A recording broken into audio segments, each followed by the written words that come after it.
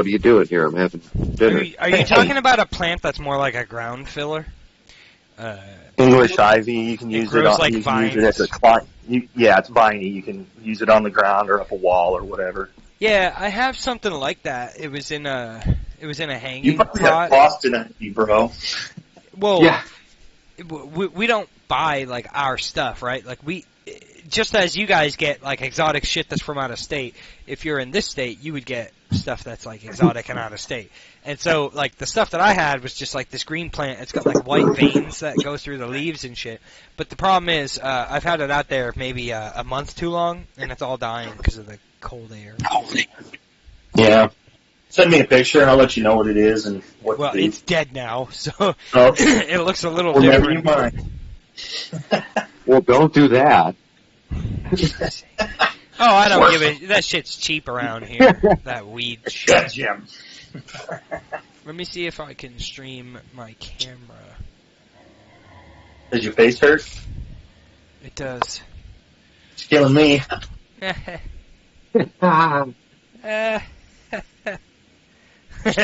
Hold on. Share your screen. Where's my face? There's my face. Go live. There. Now you can see my face while I talk to you. We should pull up this. We should pull up this. No, not that. This. Okay, so you guys kind of just got a lowdown on what just happened when I explained it to the new guy. Boss here. I need to make sure that I gotta open his character page on D&D Beyond. D&D Beyond. So yeah, you guys came in here. You've been clearing out this winery because you know that the winery is a source, basically like a source of happiness for the town of Vallaki, right? And so, and you also made friends with someone who runs a tavern in Vallaki. And they contracted you to come here to get the flow of wine going back to their bar so that they can help appease the people in the town of Vallaki. And everything sounded good, and the reasoning was good, and it all had to do with like the happiness of the people of the town. But come to find out that the owner of this place is the father of the guy that contracted you to come and get these people back on track, and he said that it's actually his son's fault that they don't have access to their finest wine that they've ever had available that they were able to supply to the people. It turns out that a great wizard that once came upon the land planted these giant horse and carriage size acorn gemstones that supply the wine to the winery. Like they provide this like infinite source of growth for these grapevines that create the wine, and one of them had been stolen. And then when you dug further, you found out that another one had been stolen, and just recently, the most recent one had been stolen. So this winery is completely defunct unless someone can figure out how to return to them at least 1 or 2 or 3 of their magic gems that provide growth for these grapevines that produce the wine, right? And you also learned who, at least what the owner of the winery thinks or knows about who stole the gemstones that were supplying the winery. And so you were going through clearing the winery, and you were kind of like really, really, really overcome by this army of tree blights outside. So you quickly ran into the winery as fast as you could to get away from them, and you went through clearing these, and you found that there was like this female druid, and she actually poisoned one of the giant vats of wine. But actually, she poisoned all 3, but you cleansed one of them. Uh-huh. Yeah, she poisoned 2 of them, and we cleansed both of those 2. Okay. Then I think it was in my head that another one was poisoned, but and then you went upstairs, and you cleared out these rooms, and it was like the sleeping quarters of the peoples, and you moved through here, and there was a very large boss-like looking druid, and instead of fighting you, That's right. We need the meteor. So they entered through here, through the stables. And they came through this way. They cleansed these wine vats. They went upstairs, wherever the stairs are. They're like, I don't know, there's stairs.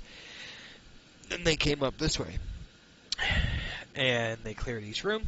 And when they entered here, there's a really large boss-like druid. And he was like, fuck that shit, I'm out. And he jumped right off into the dock where the winery would like load its barrels to the horses back on the first floor.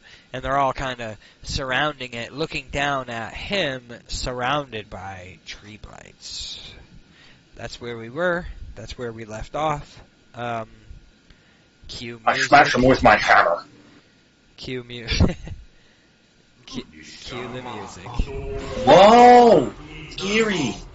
And I need to get rid of some of these sound effects because they're awful. Oh wait, it stopped. That. This, that. And we can add in that, and that, and that, and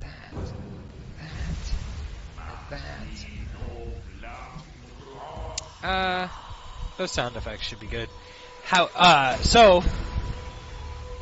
Real quick, D&D Beyond, let me open up your character sheet, make sure it's here so I can help you with that.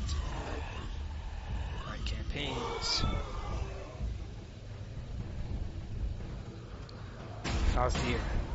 Fathier. Got it. You're not here yet. You, sir, are not in the picture. Okie dokie. And give me 1 second, and then I'm going to ask you guys what to do. Give me 1 second.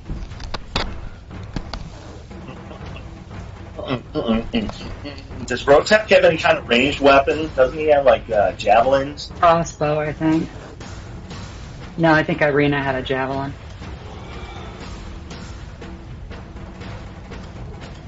A lot of drums going on.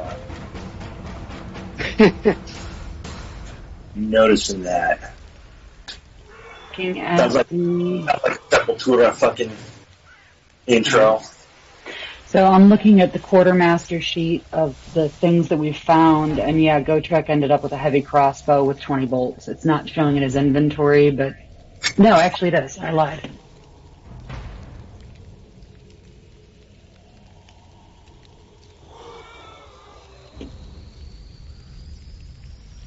So yeah, the heavy crossbow's there. We would just need to have Corey arm it, I guess. No, it's armed. Never mind. We already did it. Very good.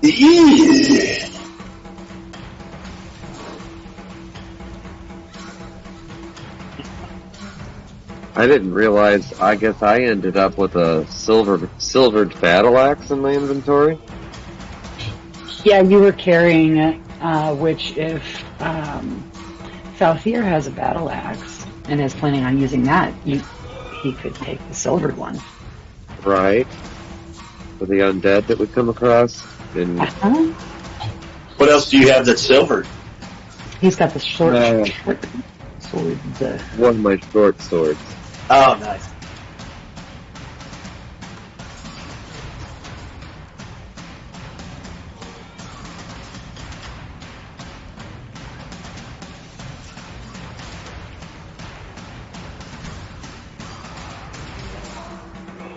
Well, hopefully the druid is going to be stuck in the middle of all these tree blights.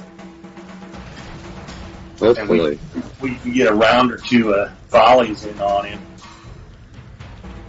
He's already down, I think, 9 HP.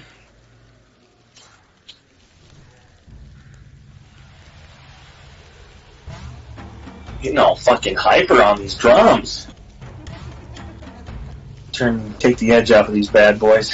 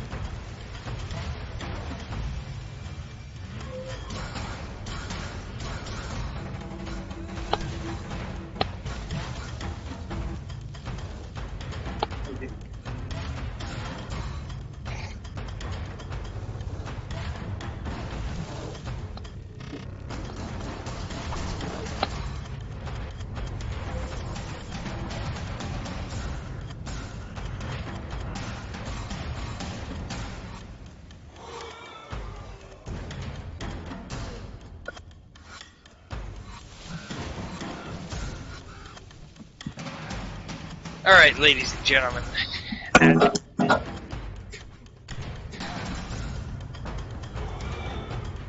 What have we been talking about? You got a mouse in your pocket?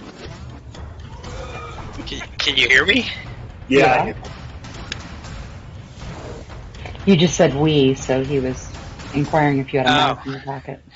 I was trying to find a charger from my phone, and I went in the kids' room, and I was like, give me my wire back, and I yanked the wire out, and it actually ripped the cord off of, like, where it plugs in. Like, I pulled it, and I looked, and there's just, like, wires sticking out. But anyway, Oops. what are you gonna do? So the druid... Attacked. Yeah, so the druid jumped down into the twig blights. We are going to fire down upon him. Okay.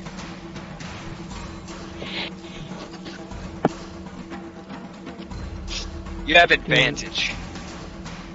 Okay, do you want us to roll or just whoever? Well, do we know the turn order? I know the turn order. If you want to keep with the same... Oh shit, I erased the turn order. Okay, so after he jumped off, the turn order reset. So whoever wants to attack first, you're gonna start the initiative roll, and Or we just everybody all else is gonna have to roll initiative. Roll. Yeah. 1, 2.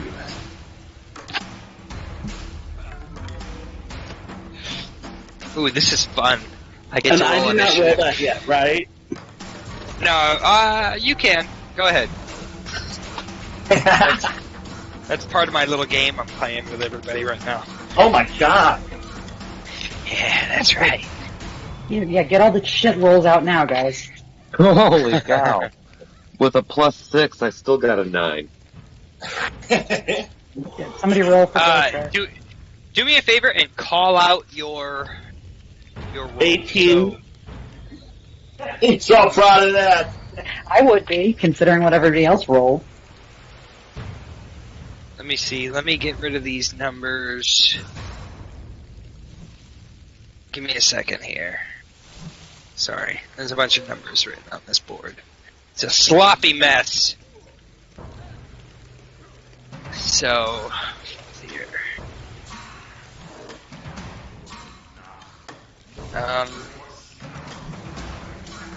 Fathier, your AC is... Okay, so...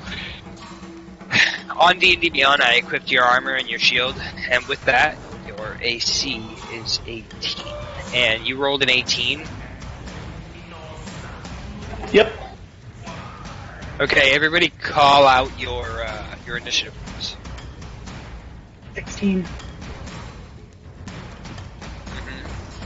9.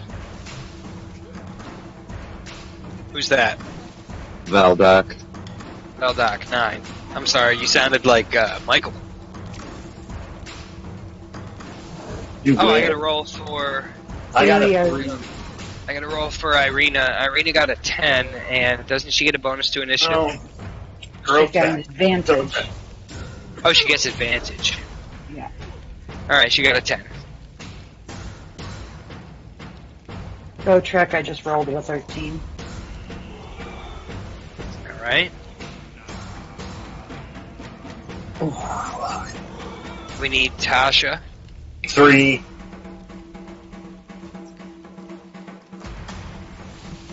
Alright, I'll roll for the druid.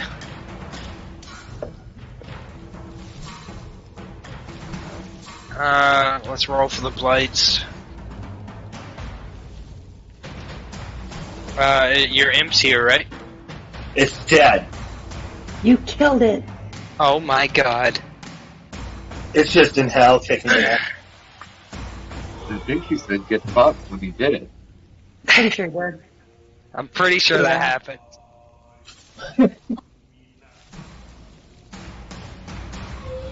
So it seems like I need a new sticky note. You laughed maniacally.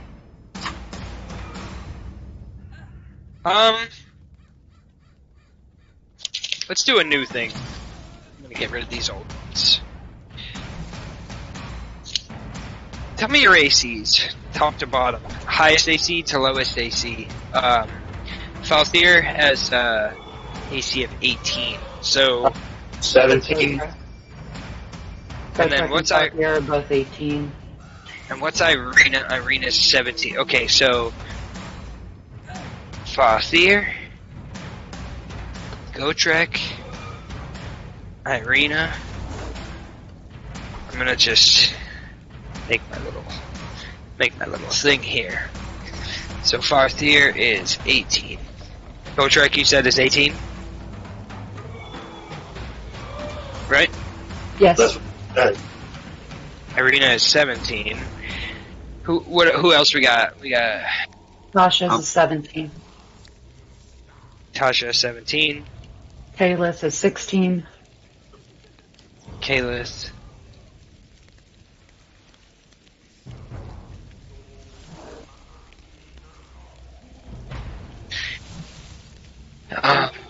Vallaki. 14. Mm-hmm. Alright, now tell me, the fuck's the dog's name? Bertrand? 12.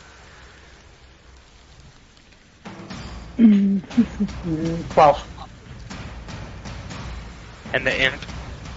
Even though it's not here. right here. Whoops. 13. Okay, do you guys have your passive perceptions readily available? I can look at Falthier. Yes. Where does it say passive perception? Left Right hand Oh, rail. right here. So Mine's 9. Yep.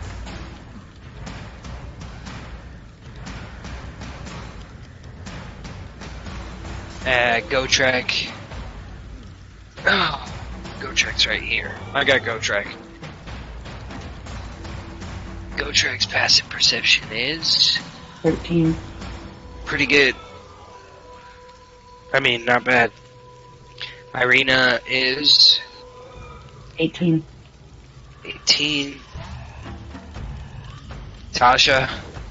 14. Kalis. 16. Veldark. 15. Bertrand. Oh, 13. Imp. Doesn't he adopt yours? no. Where is it?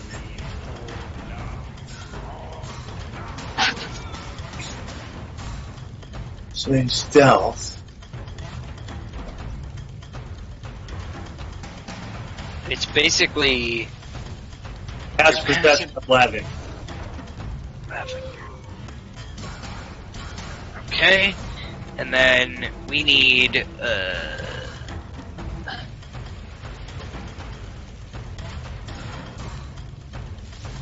alright, take that, stick it here. And we still need initiative rolls for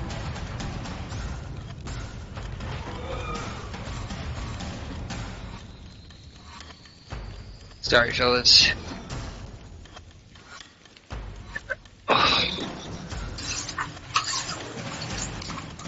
Don't worry, things about to get exciting, trust me.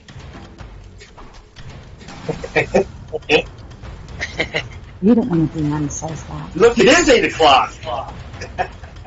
It's like 9:30. Alright, switch headsets.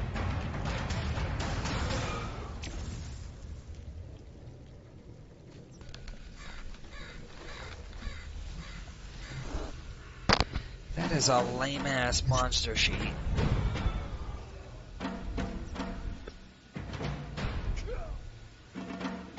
There we go. A correct monster sheet.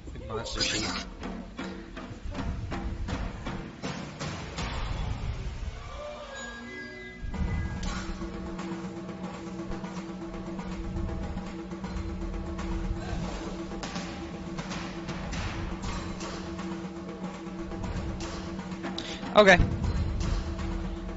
Just roll for that. motherfucker.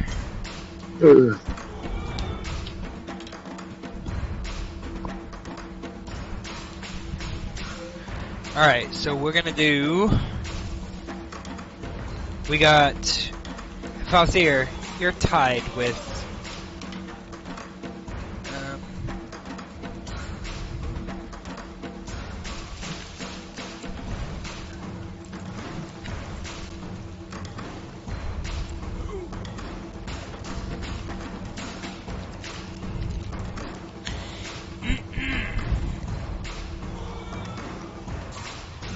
Falthier, what's your dexterity? Like my dexterity saving throw, or just total, like the total stat. 9. Okay. I'm sorry. Okay, and then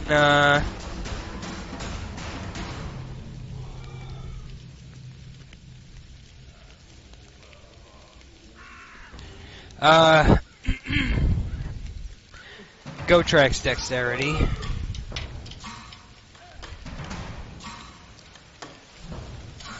13. 13. And I need 14. to 14. And I need to compare that to something here.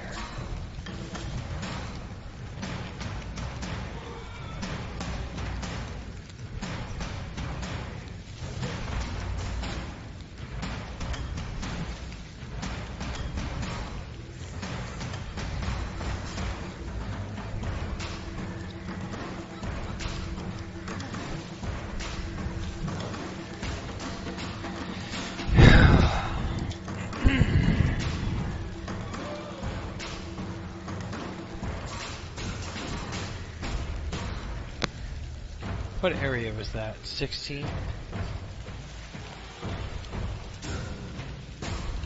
Yes.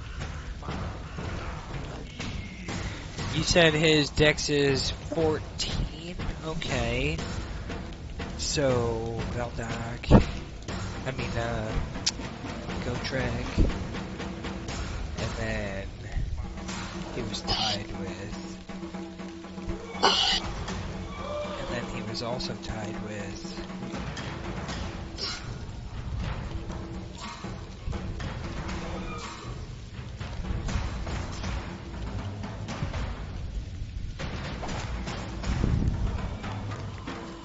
Okay.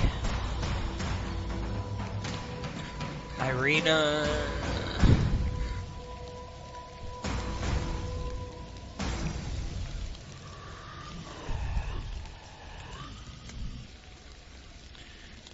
Wait.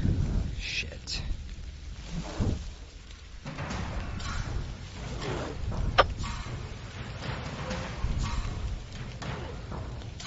Alright, we got a turn order.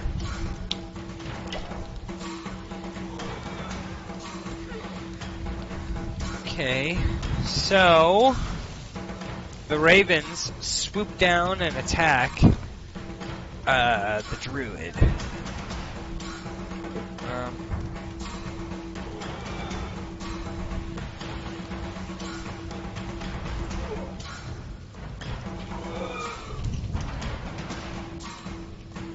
Give me a second to refresh myself.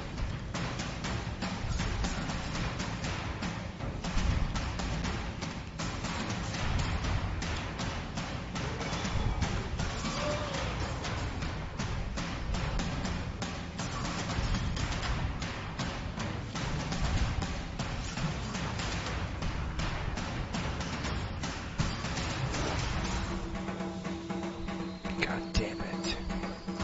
Alright. So they swoop down, they attack Druid.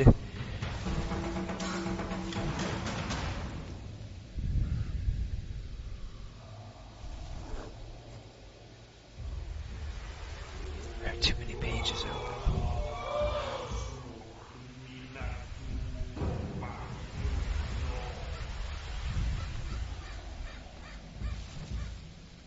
Where is this guy's AC? Well, They hit. Behind the kneecap? They hit. 11 or 16 are your choices. Dark skin or not. They hit for 7 damage.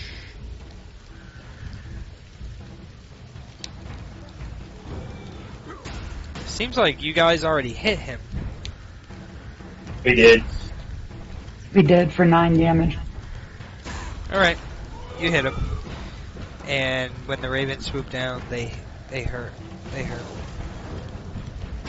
So next is Fathier.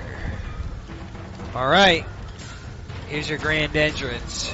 So, Fathier. This is how this is gonna work.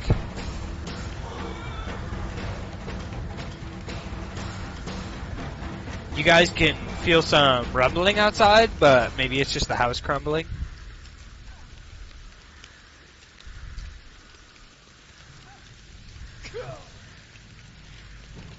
Roll. Well, let's see. Who's got a passive perception high enough? Irina, Kalith, Vallaki. Irina, Kalith, Vallaki. The vibrations. You feel like it's not the house falling. You feel like there's something larger outside. Yeah. Fathier? Oh boy. It's your turn. You're entering the stage from the outside ground floor. What the fuck is that? The enemies don't see you. You've been tracking this thing, and it has led you here. I need to mix a drink. Give me 1 sec. Okie dokie.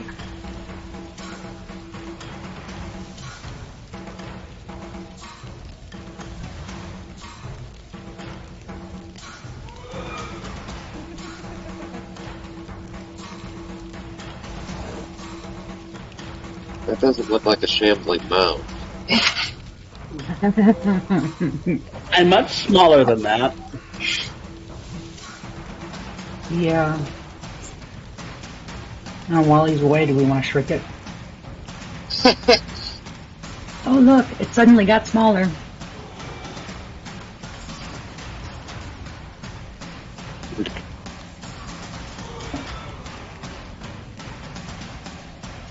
Sanders, did you check your phone? I texted you. Alright. Let me give a quick explanation for Fathier to help. So, you were turned on to the Druid encampment because it was said from the town that they were conjuring something, that they were going to spring an attack on the town of Vallaki. But, when they conjured it, you saw that unless you were extremely advantageous about when you attacked this monster, you wouldn't be able to take it on your own. And so instead, you took it upon yourself to track the monster because it seemed like it didn't head toward the town. So the druids must have an ulterior motive. So you've been following this very large monster that is extremely intimidating, and it has led you to the outside of this large wine vineyard surrounded by grapevines that are all decrepit and decayed. And you see as it's approaching the house that also surrounding the house is almost like a moving little forest of creatures that are trying to find a way inside the house. And so with the enemy ahead of you, closer to the house than you are, it's now, this is where you enter. It's now in your ballpark of what you should do. You can see that there is an entrance into the house through the stables. I'm sorry. You can see that there are 2 horses in the stables that aren't being attacked by the twig blights. There's a horse here, a horse here. Maybe I should pull that up. But all the entrances to the house on this side of the house are completely swarmed by these twig blights. I believe that there's a window here. There's an entrance here. You can't see that. So while I find a horse icon, it's your turn. You can decide what to do. As a wanderer, do I have any knowledge of what these are? You've been here for 2 years. You know those enemies to be street lights, which are conjured machinations of druids that they summon and they control. So the druids clearly have a purpose here. They are sending the street lights upon this winery for a reason. And you also know that giant plant-looking thing to be aggressive in intention.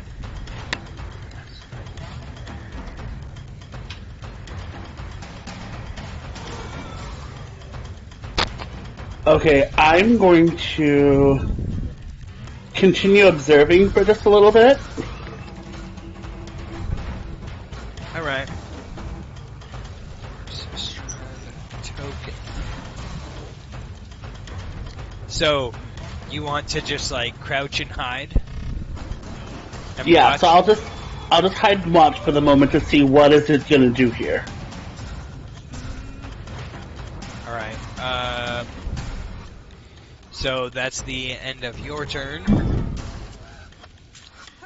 Kayla. It's your turn. Yeah. So firing down into the loading dock area. If the ravens swooped and attacked, are they out of the way? Yeah, the ravens moved in, they attacked, and they moved back to like a high ground. Okay. So I'm moving them over a little bit. Alright, so we're going to go with Word of Radiance. Actually, no. Sacred Flame. Dexterity saving throw better than 14. Is that just a single target? Yeah. Alright. Let me pull up this piece of shit.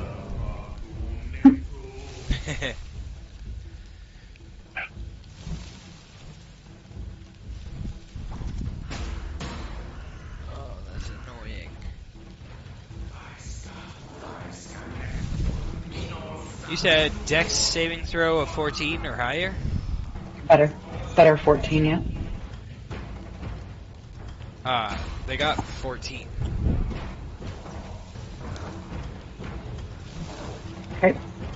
Ray of Frost Alright. as a bonus action. Is that a single target thing? Yep, also single target. Okay. 10 to hit. Misses. Okay. Next up. So that's the end of your turn. That was Kayla's. Next up is... Oh, okay. I gotta stop what I'm doing. Next up is this guy.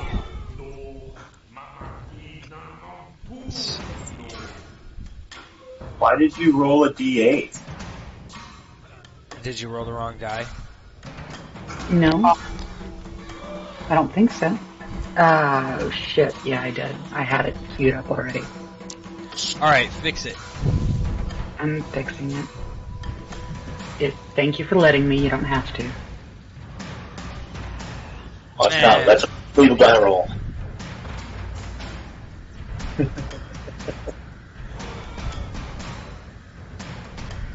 4. That's a critical. My crit hit. Alright, That's a well, lot, bud. since you fucked up, it's not a 24, it's a 20. It hits. How much damage does it do? Ow! 10. No, Okay. wait. Honey, that's the modifier afterwards, right? Yeah. 6. Damage of 6. Alright, it does 6. Where did my handy dandy marker go? Oh, I feel handicapped today. Total damage of 22 so far. Yo.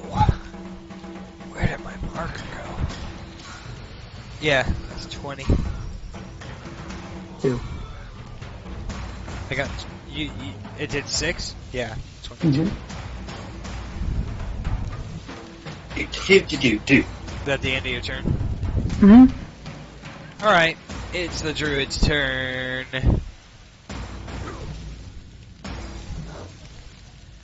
So the druid.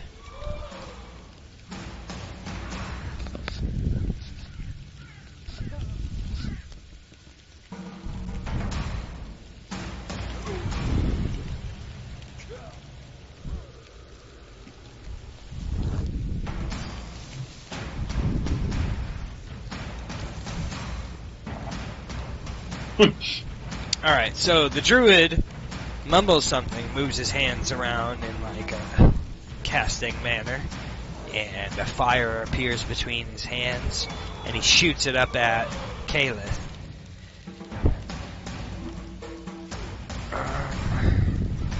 That's not nice. How do we decide what his spell save DC is? Whether or not that hits? What's he cast with? Should say in the spell description. It's a conjuration cantrip, one action, attack / save, ranged. And it's AC. So you roll. Yeah. Then it's like making a ranged attack, like he was firing a bow. What's your AC? It's 16. It misses. But it hits the ceiling above you, and it starts a fire on the ceiling of the winery on the top floor. And it slowly starts to spread. throw the dwarf at it. And so, with that...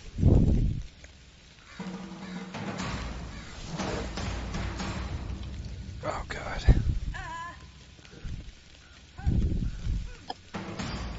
It's Irina's turn.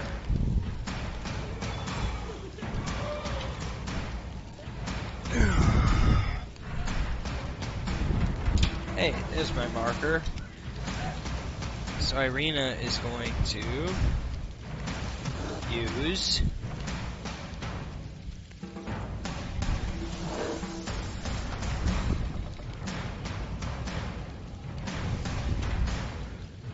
Rage. So now your allies have advantage on melee attack rolls against any hostile creature within 5 feet of you. So, what is Rage? Actions. Bonus. He's very mad.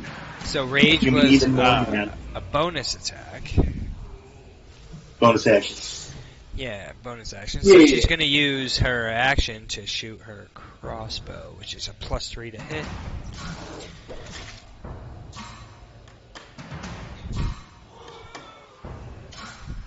It misses, even though it was a nice high roll.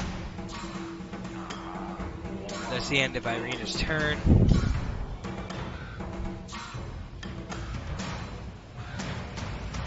Okay. Let's pull this map up. I've been trying to get horses on here for the past like fucking 10 minutes, but I have to keep doing stuff.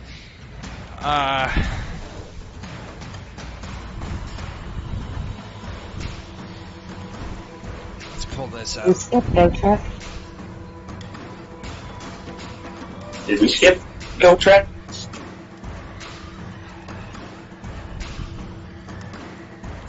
Ooh.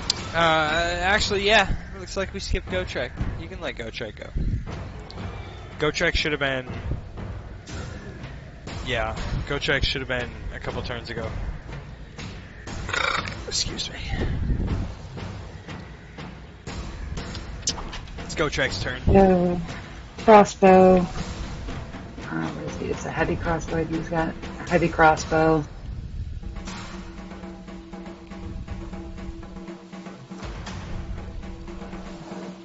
done it. I've done it. Yay, horsies. Samantha, what the hell do you want? Did you get screen time? I'm listening.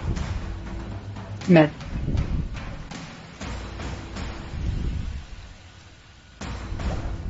Next.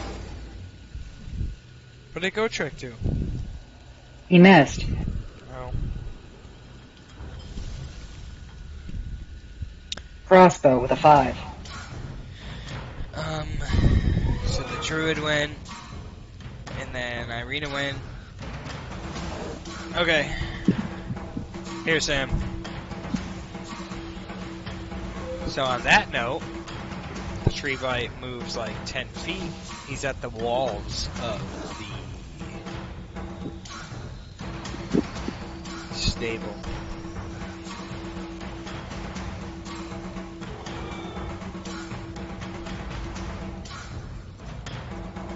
Bounce, bounce, bounce. And he's attacking the wall. Uh-oh. And he hits. And the wall, you feel the whole house shake, and the outside wall of the stable starts to crumble. Oh my god. Okay, so something else hits the side of the house, and it sounds like an earthquake, and the whole wall busts down out here, and the stable collapses. Oh, that's not good. No, the tree blight is like, I mean, you know, this enemy is like outside, smashing shit down. Alright, so where are we? That was...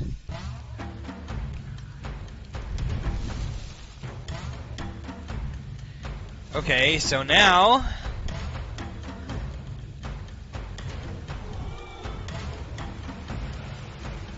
Arena win. We'll say, Vallaki, it's your turn. Alright, I'm gonna attack the druid with my bow. Roll the hit.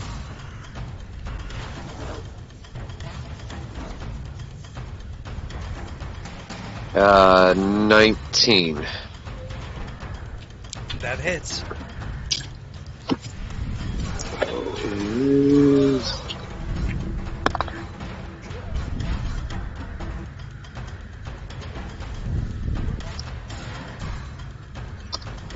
Roll damage.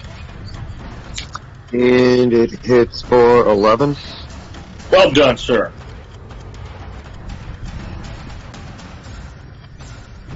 Yeah. Gonna murderfy the bum. Okay. That should have murder-fried the bum. Let me go back to here.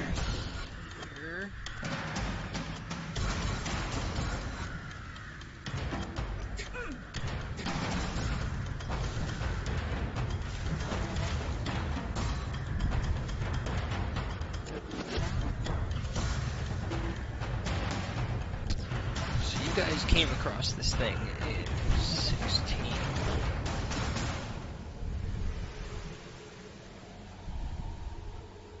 I'm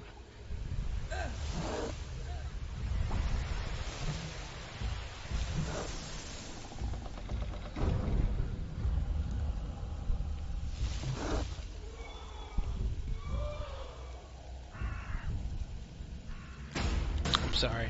I'm just getting a lay of everything. Yeah, so this druid guy, he did. He did. And with him, Nice. Oh.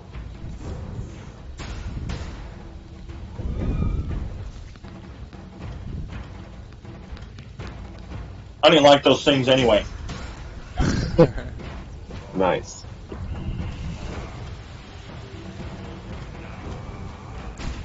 instead of making them invisible, let me just throw them in the garbage. That'll make this easier. Go in the trash. Dirty skank. It's rather aggressive.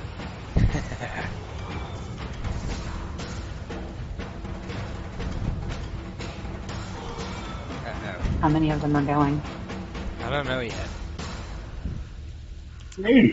Well, there were 30. I'm basing it off of what I see on the map.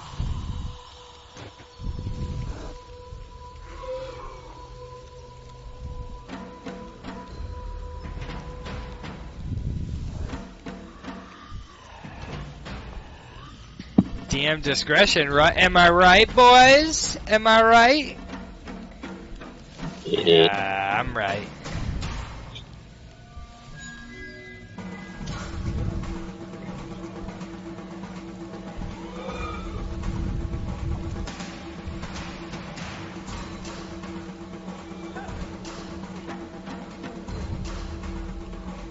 Oh, there's so many. Oh my god, my arm is sore.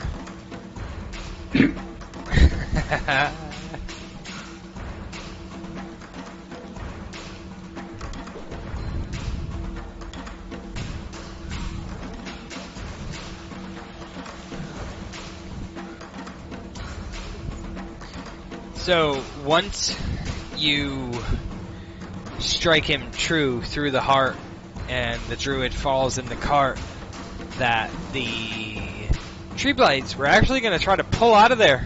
They're about to evac this guy, but he falls limp and whoosh, they just burst into dead leaves and vine. It was rather poetic of you, by the way. Got anything else, Veldak? Bonus actions? Nothing? No, that'll be the end of my turn. Alright, Tasha. Well, What? I could... Whale. well, Whale! do I have a line of sight on that huge Nope. green creature? No. I looked at the map real quick to make sure, but no. Okay. There's the loading dock, and then there's the stables. Like, Okay, so he's fucking up the to stables. give you an idea. I gotcha. No, I see it. It overlays. No, I'm gonna fix it. There you go. Yeah, I got it. Look at my fat ass out there. No.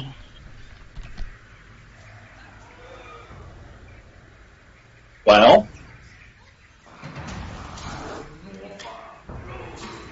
I want to put the fire out. that's probably a good idea.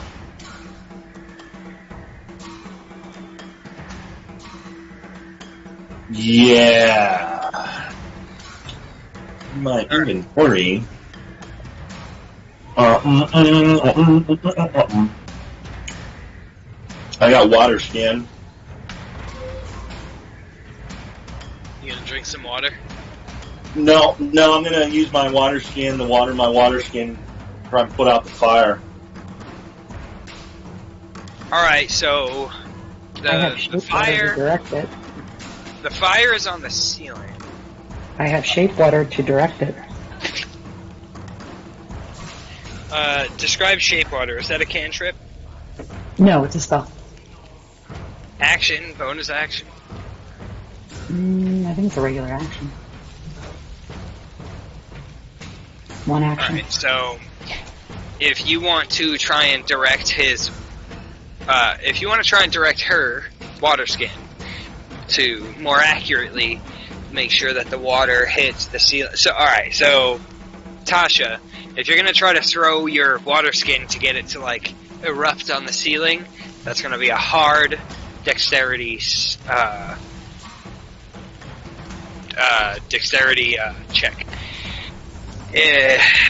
Kalis, if you want to try and direct Tasha's water skin to definitely hit the ceiling, you're just going to have to cast it, but it's going to use your action for your turn. It's fine with me. I'm confused. You already went. Right, it'll be her next action. Kayla's next action is going to be... So what I'm going to do is shoot this tree blight with an Eldritch Blast. Wait. Which blight? Highlight it. Okay. Roll the hit. 20. Oof. It hits, and the monster just erupts into dust. Like... Then I'm going to use my movement. Come over. Oops. And I'm going to hand Caliph my water skin. Alright. And that's, I'm going to get in position to do the thing. So that's my turn. To do the thing? Yeah, to put out the fire thing. Alright, so... I'm sorry. Let me just, let me show you what's happening here. Okay. So you attacked, like, this one, I think, and he died. And you have the fire, which was shot at Caliph, that missed. That hit in this corner. It's only in that square right now. You hand Caliph your water square. The fire spreads. That's the end of your turn? Yeah.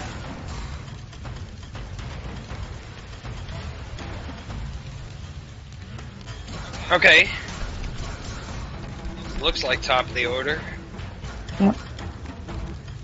So, these crows swoop down and they do their attack.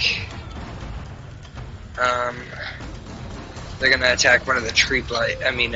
Whatever these things are. What are these things called? Twig blights or needle Twig blights. I don't remember which one.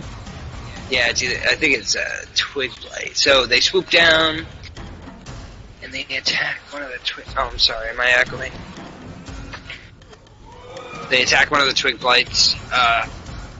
Need to go to. Screw it. They miss. Fathier, your action.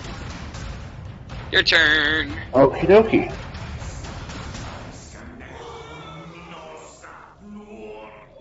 So I'm trying to figure all this stuff out here. So, from your point of view right now, from the outside, you just saw half of the twig blights, the tree-looking angry motherfuckers. You just saw them burst into, like, dead vines and hit the ground. But you've also witnessed this giant-looking twig blight smash down the outside walls of... You don't even know what that is. It could be sleeping quarters, the outside of this building. And collapse it. And it's getting ready to swing again. It's very angry. Wouldn't the horses swinging. Be making a fuss? You heard a horse die. You hear a horse die. You heard a horse. It went like me. That's the noise it made. That's what it sounded like. But there's still horse noises in the background. Clearly. Roll perception. Okie dokie. So check your character sheet. Look at perception. And your perception. When we look at your character sheet, that's 9. You're a +1. If you look down the middle bar, you have all those skills that are listed. I'm sorry, -1, not a +1. So if you're a -1, that means in the roll channel, you're going to do !roll space d20 -1.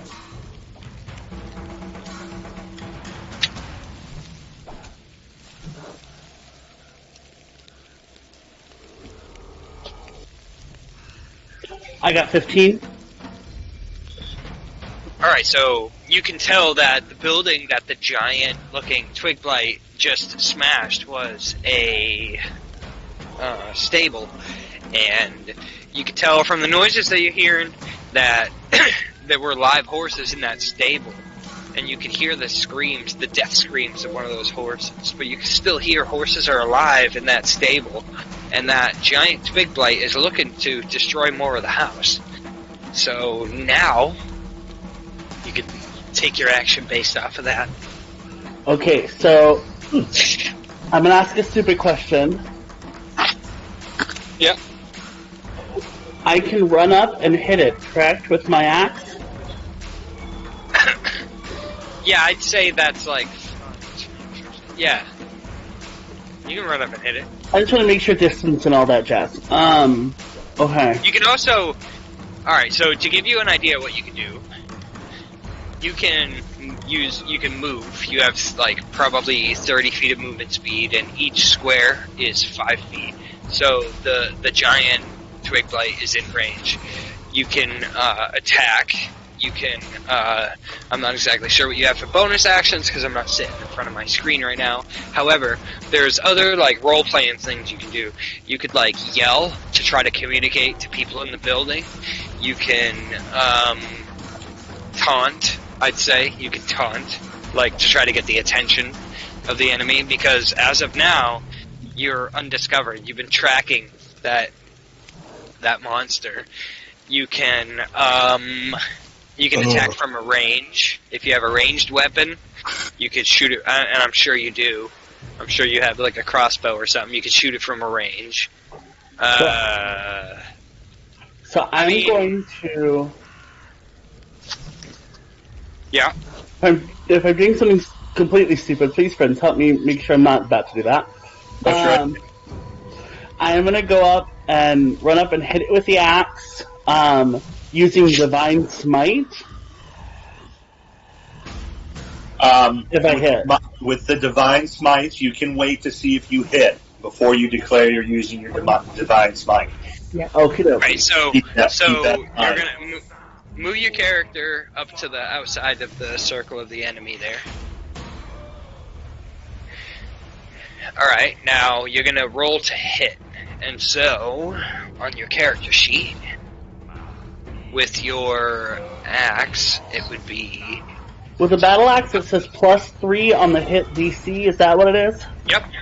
Yep, so do exclamation mark roll, space, D20 plus 3.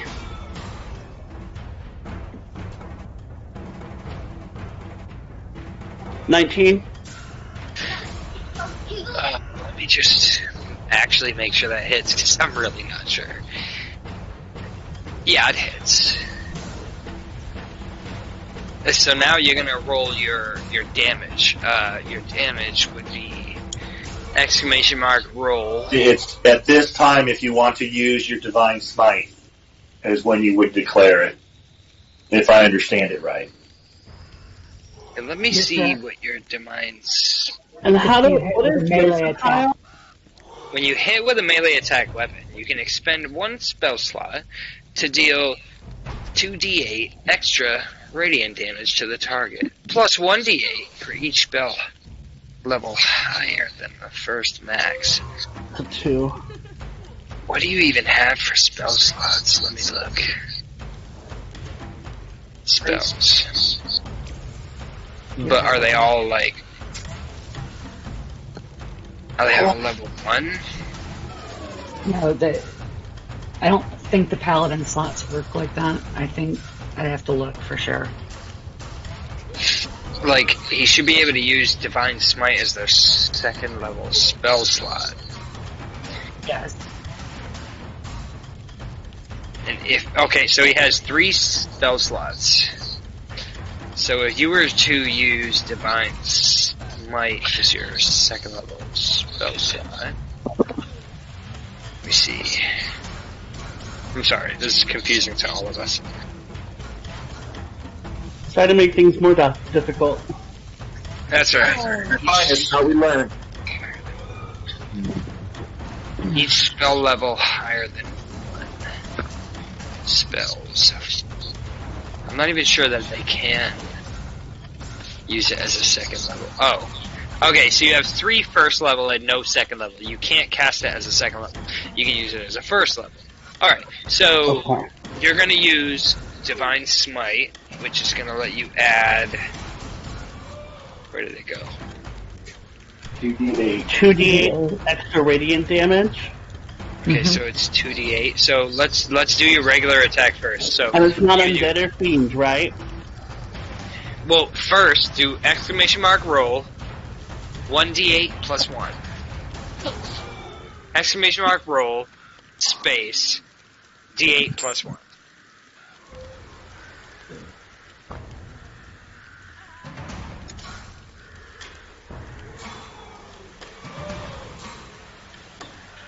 Question: when do I use the versatile property? Because I'm two-hand trained. You do that at when you declare your attack. You declare whether you're using it two-handed or one-handed. Hold on. Here's the thing. The way that I have you equipped is you're using your axe in one hand and the shield in another. Did you want it to be different? Did you want to be using your axe with 2 hands and no shield? No, shield and axe is fine. I just wanted it. I just thought I didn't know what the difference was. I'm sorry. There you go. Your damage is different. So it's a 1d8 versus a 1d10. 1d10 being if you're using it two-handed. But your armor class drops by 2 if you don't have your shield. So it's worth having. And your armor class is what the enemy rolls against if they're trying to hit you. Like, if the enemy goes to hit you, they have to roll. And based on the d20, it decides whether or not they hit. So if you have a +2 from your shield, it'll be harder for them to hit you. But if you don't have your shield, if you're two-handed your axe, it'll be a little bit easier for them to hit you. So on my 1d8 plus 1, I got 5. Then you would roll 2d8.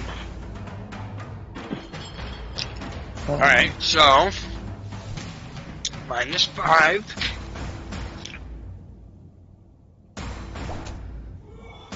And then you're gonna do exclamation mark roll 2d8.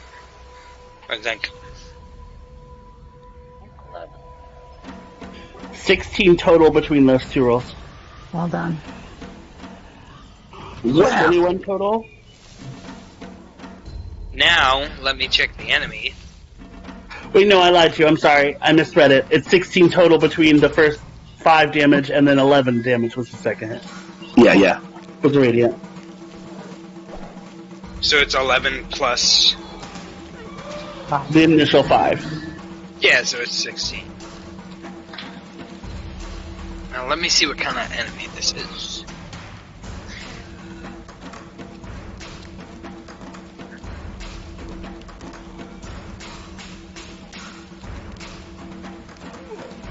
Okay, yeah. So it takes 16 damage, and it slowly starts to react and turn back, and like, what the fuck was that? And it's turning back to face you. Hit me. Is that the end of your turn? Let me check and see if you have any bonus actions. So, looks like you have a spell called Ensnaring Strike, 1 bonus action. Next time you hit a creature with a weapon attack before the spell ends, a writhing mass of thorny vines appears at the point of impact, and the target must succeed on strikes in it. So if you wanted to, you can use your bonus action to cast Ensnaring Strike. Okay, I'll do that. Alright, cool. So that requires concentration. Attack/save? I Strength. I guess it doesn't matter much, but that's a bonus action you want to do before you declare your attack. Yeah, so in the future, before you hit, that's something you would want to use beforehand because it would like stack damage on top of your damage that you've already done. Oh, But okay. in this scenario, since it's a learning experience, and we didn't notice it at first, you didn't use it, and so now, next time you attack, you get that benefit. But if you had cast it before you had used your attack, you would have gotten the benefit of that prior. You would have gotten that for this attack. Okay. So we all know that, well, it's basically for you to know, like, next time you use that, next time you're going to attack, if you have Ensnaring Strike available, it's just bonus damage. Alright, so that's the end of your turn.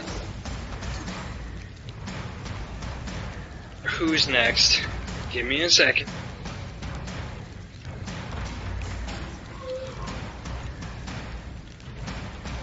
See that?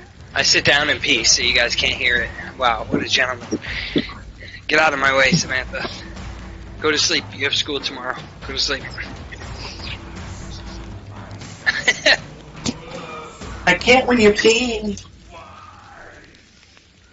She just made me go on camera with, like, my pants off.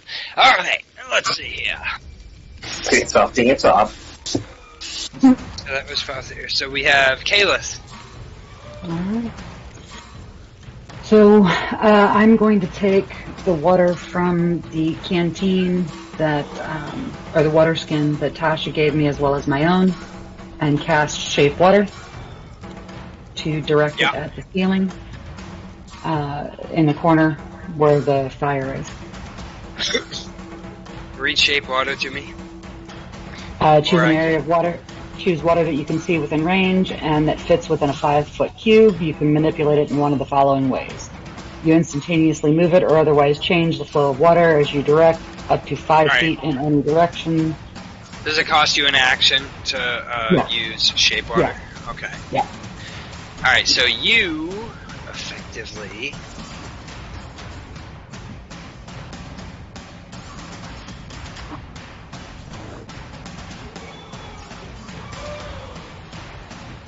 You douse the flames. The water shoots the ceiling and puts out the fire. Yay! There was much rejoicing. Do you have a bonus action? Sure. And I'm going to turn around. Here, let me make this guy visible so you can, like, see his body. I'll just put an X through him.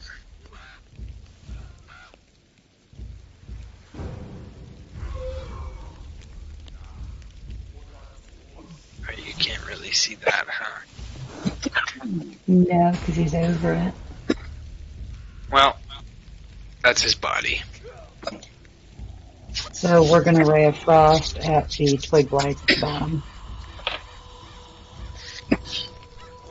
Which one? Top left? What is now angle best at me is going to be directly across, which is this guy here right on the W2. Yeah. 16 to hit. It hits. 1d8 plus 4.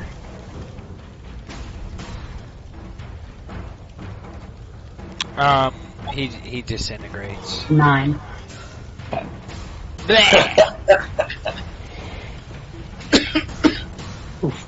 Samantha, change it to PJs. Go to sleep. It's bedtime. No, sleep. The rest of my movement, I'm going to start moving toward the ramp here to go down the stairs. And I'm out. Alright, that's Next. The end of Kayla's turn. Go Trek. Crossbow again. Overhead. Where is he positioned? So it's the one under the ravens. That would be across the way. So the one. Oh, I under see. The ravens. Yeah, roll the hit. Is he plus 4?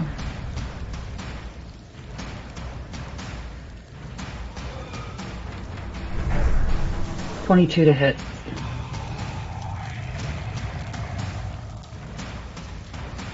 It hits. He disintegrates into lines. Nice. Take his movement and start moving down as well. We didn't roll for the were-raven, by the way. Where is he? I've been using the using the crows as his attack. All right. We had him and 5 of his followers. So Yeah. Let's have. I'm sorry. Let me pull this up. It was 6, right? It was him and 5 people. Yeah, it was like him and 5 or him and 4. I thought so, and 3 were too young. Yeah. Yeah, we left the 3 behind in the forest.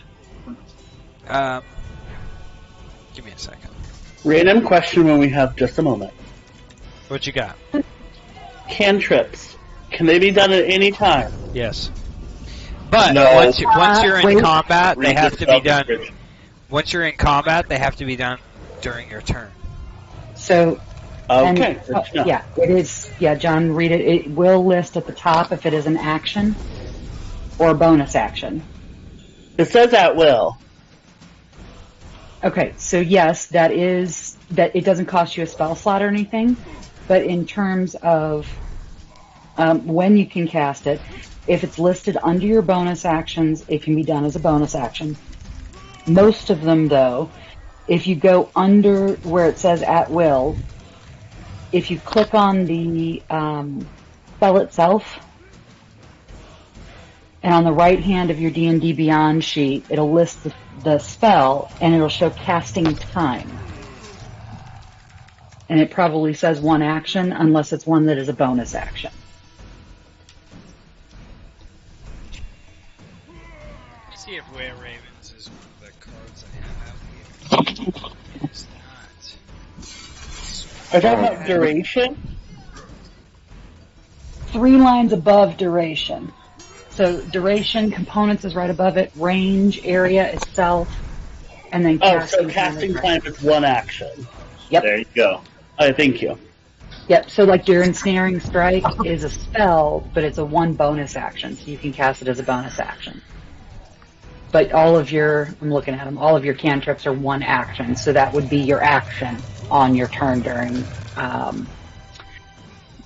combat or encounters or whatever. Okay, thank you. Sorry, guys.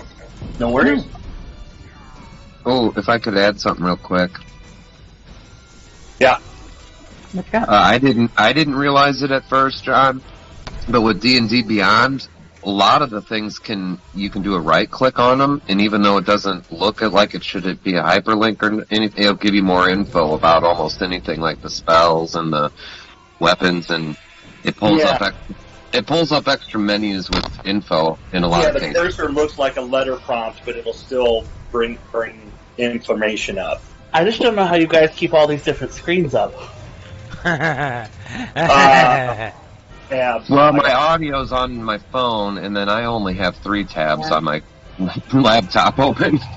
Yeah, I've got audio. I do the audio on my phone. I have the roll channel up on my laptop, but I am running 2 monitors. So, for Like, the I sake got- of simplicity, I'm putting 3 out here. That guy is a Were-Raven. Well, then just make 1 more. They hop down. They just lunge straight down off of the balcony. Off of the area there. So they end up down here. This one is going to attack. This Were-Raven attacks this tree blight.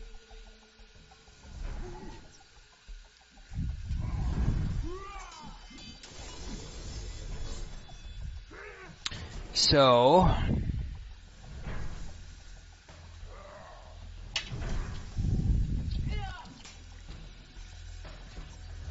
he hits.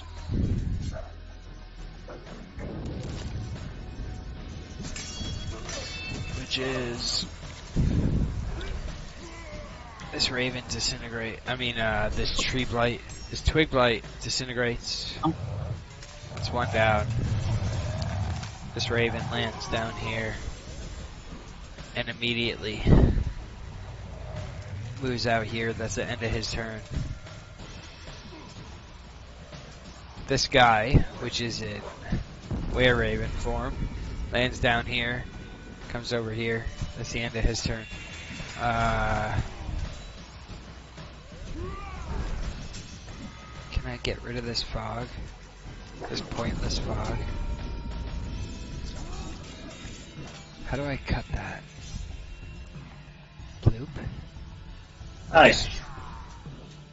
Well done, sir. Oh yeah. And then this Were-Raven, he jumps down. He lands down here, so we got 1, 2, 3, 4. And then we're gonna go...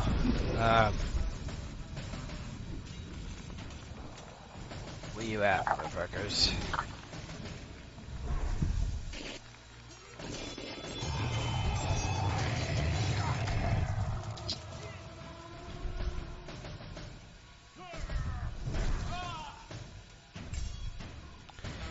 These Were-Ravens just kind of lunge down, but they don't take any kind of like fall damage or nothing because they use their wings, and they also move in to try and save the horses. They don't get to attack, they're too far away.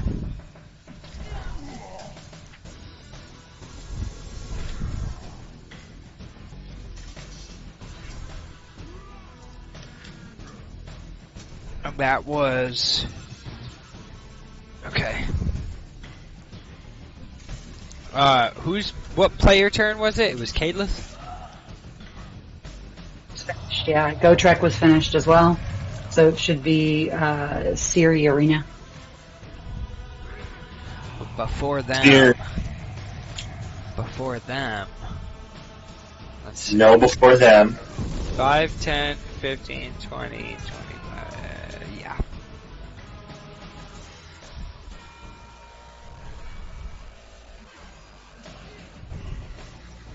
Oh boy.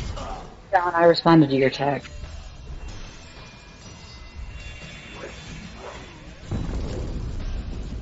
Baby.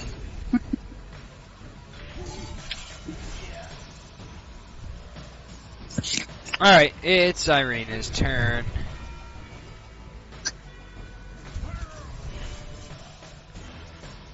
So, Irina kinda sees what the Were-Ravens did, and then she looks at you guys real quick.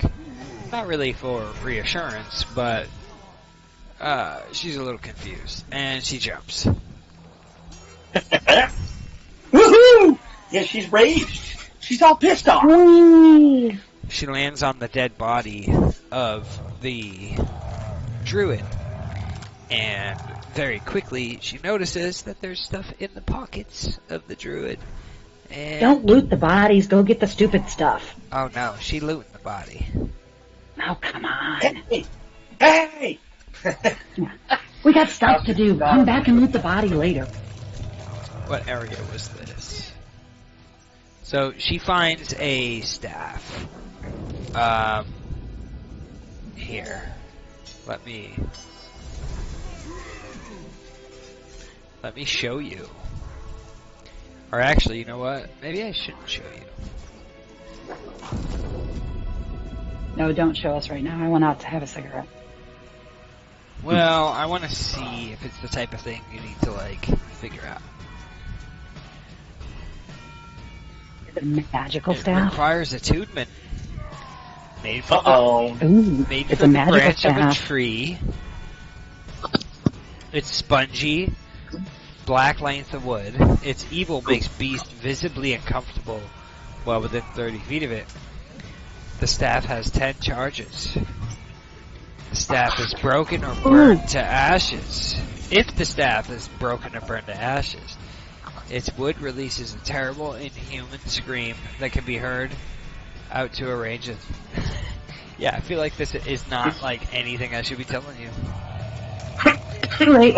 So, Well, I'm trying to figure out, like... yeah, you need... it's a magic staff, okay? The staff is magic. She picks it up. We'll say she's moved 5, 10, 15, 20, 25, fucking like 30 out here. She gets close and she sees what's attacking the place and she yells up to you guys. There's a giant tree attacking the building. There's only one horse left. All will be lost. I'm on the way. And her rage wears off since she didn't attack and she's not ranged to attack. Does she still have her bow out? Did she use her bow last time? Yes. Yeah. She's been shooting with her bow. Okay. She attacks with her bow, and her bow. Her strength, her rage hasn't worn off, so she gets a +3 to attack. Where are we? She hits. 1d8 +1. What did she get? She hits for 10. Fabulous. What did she roll to hit? She rolled a 9. Oh, to hit? She rolled... Oh, shit. I'm holding it in my hand. I don't know. Hold on, give me a second. This thing is that... She rolled like a 17. Okay. You know I gotta figure out armor class here, man. Yeah. What's the roll? I'm trying to help. Yes, counting cards. I'm calling the pit boss. Absolutely, I'm counting cards. Call the pit boss. I don't give a shit. Alright, and so...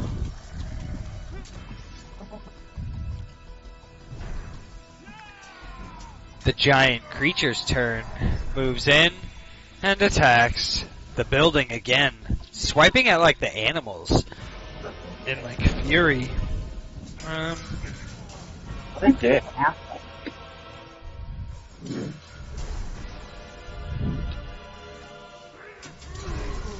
It rolls a 19 and a 24.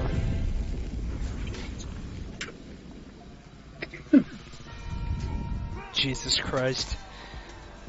Yeah, so it does the 32 damage. It completely decimates this stable. The horse that you guys thought you were going to save is crushed under the weight of the stables. That's unfortunate.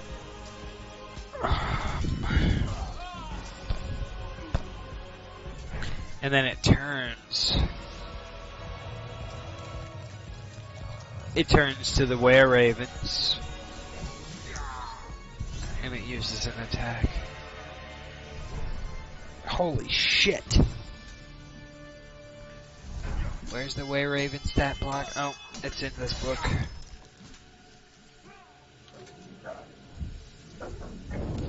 It hits.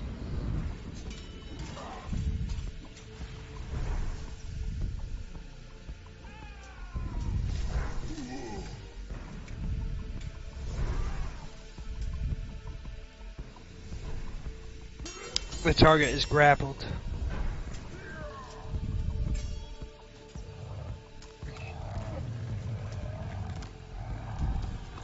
And then it turns to the main were-raven guy and does the same attack.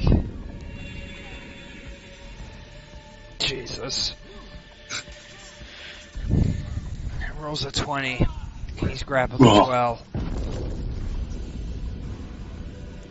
And so that means it's Beldoc's turn. Alright. How far is this drop that, was it Irina jumped off of? Yeah, it's like 10 or 15 feet. Well, I think I might, since I'm not in a berserker rage, head towards this ramp to get down a level. And let's see what's. So you if can my move, you can jump, and I'll just call it double movement. So, like, if you jump, I'll call it 10 feet of movement. gotcha. So we can land on this carriage thing, I guess. Or you do like a dex roll. Oh. We're I think landing on a druid's dead body, so there is some cushioning there. Yeah, it's kind of soft. Well, that's fine. Alright, so I will jump down to the dead druid. Is this interior wall of the stable where it joins the loading dock, is that still intact? Or can I see this tree-like thing? That wall has crumbled. You have direct line of view to the monster. Alright, and I've gone 10 feet. Yes. Well, I guess if I can hop down off the cart, I'll, I mean, you can stay on the cart if you want. I'm just counting it as, like, regular terrain. Gotcha. Alright, well, I guess, I'll fire my bow. Roll the hit.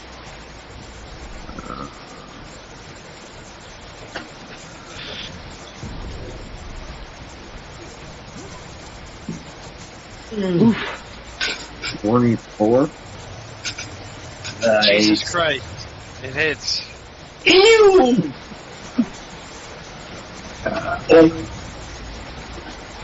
Your arrow lands, like, right between its eyes.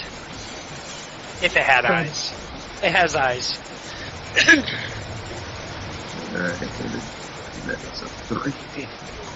So it hits for 7. Alright. The giant creature doesn't even notice the arrow that just clunk landed between its eyes. Fantastic. Remember that number, because I'm going to ask you in a second when I need to write it down, because I'm smoking a cigarette. Is that the end of your turn, or are you going to use your bonus action? Well, I guess not so much a bonus action, but can I put my bow away and draw my sword? Oh yeah.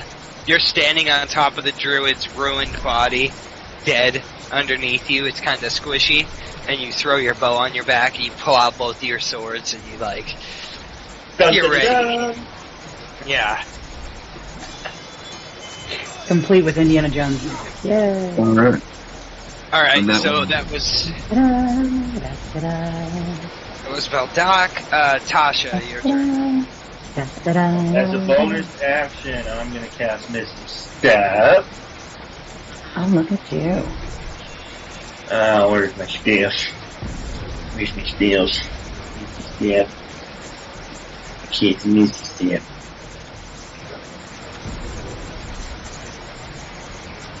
I thought there was a fucking box for it. God damn it. Okay, well, I cast Misty Step. I don't know, I'm not seeing it. I don't want to slow us down. So I'm going to poof. You should just get like 30 feet. Yeah, I get 30 feet out of it. Yep. I think he was looking for the spell slot. Yeah, I was looking to click something on my character sheet. So I'm going to Misty Step down. It's got to be where I can see, so this is probably as far as I can see from where I'm at. I'm going to use my move your character around. I'm just trying to see it on my screen. I don't see the wall isn't there on the... yeah, the wall isn't there, between so the you might stable be and able the dock to... anymore. Yeah. Oh, I see you. Okay, yeah, you can go there. Okay, what I want to do is then move 15 feet. 1, 2, 3, 20 feet. Yeah. And then Eldritch Blast! Alright, roll the hit.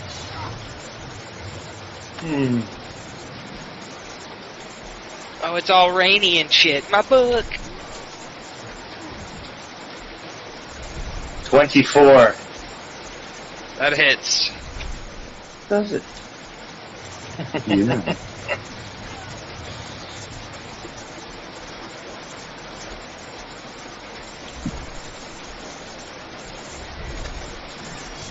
Ooh, rough. Okay, so 7 damage. Give me a second. I'm switching headsets.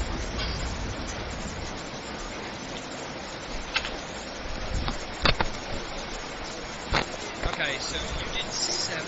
So that's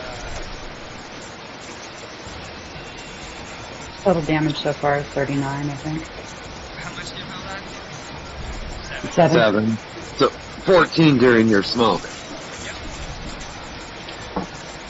Alright. We got next. Okay, also, Rain going on here. A lot of rain. I want to push that fucker back 10 feet. Whee! Let me see.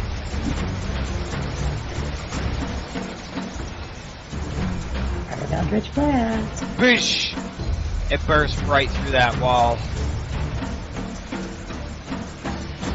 Did it drop the other?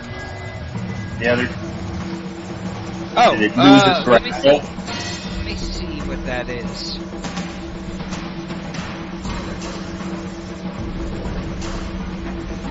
Did it lose its what? Its grapple. Like it had 2 of the were ravens. Yeah. I'm wondering if when I blasted it back 10 feet, if it lost its hold on it.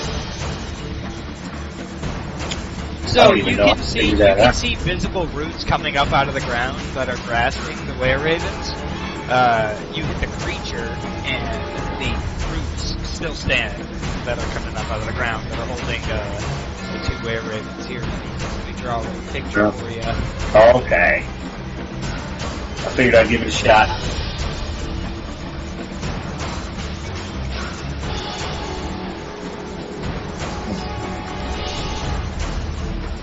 The roots were not broken. So that's the end of your turn. That will be the end of my turn. Looks like that's back to the top of the order. Alright. Let me see here. Hell yeah. Did I get to go earlier after the bird? You are... You're at the top of the order. Top of the order. Ah, okay. That No, makes sense. you're second. The were-ravens go before you. Oh. So... Okay. I don't think I got to go after they went this past time, did I? Yeah, you No. did. You attacked him. No, No, that was the time before. it was the time before. It was before he busted in and killed the horses. I mean, I can let you go before them. You're 1 and 2 in the order. The were-ravens are first, and they're second. I mean, yeah, the were-ravens are first, and you're second. What he's saying is, when the were-ravens went this last time, we skipped him. I don't know. I mean, it's fine. He was right. No, he went. He went. Because he Alright, how about this? I'm not sure. So, we'll give you 2 full turns right now. Okay. You're right, we might have skipped you. And so, it's your turn. Because I am a just god. Well, there is no building where the big guy is anymore, right? It's completely busted down, correct. Okay, I'm gonna move here. You're right, I should mix another drink. Sounds like a good idea. And I'm going to cast Toll of the Dead and point at it. At the large creature? Uh-huh. And because it's already taken damage, it'll get 1d12, or I think, 1 second. Nice. Yeah, I think I have that one. I don't ever use yeah, it. it has to succeed on a Wisdom saving throw or take 1d8. If it's missing any of its hit points, it instead takes 1d12 necrotic. Yeah, I have that one too. So yeah, you want to do the 1d12 necrotic damage because it's going to be higher either way, and it doesn't have an option to save. Oh, there's no option to save? There's no saving throw for the enemy? Well, I'm reading. Hold on. Wisdom 15. Wisdom saving throw. Alright. Let me make that roll before you get excited and roll for damage. Give me a second. Okie dokie. Oh no! Could wisdom possibly be? Oh. It's probably not there. Out. It's probably Let's find out, shall we? Yes,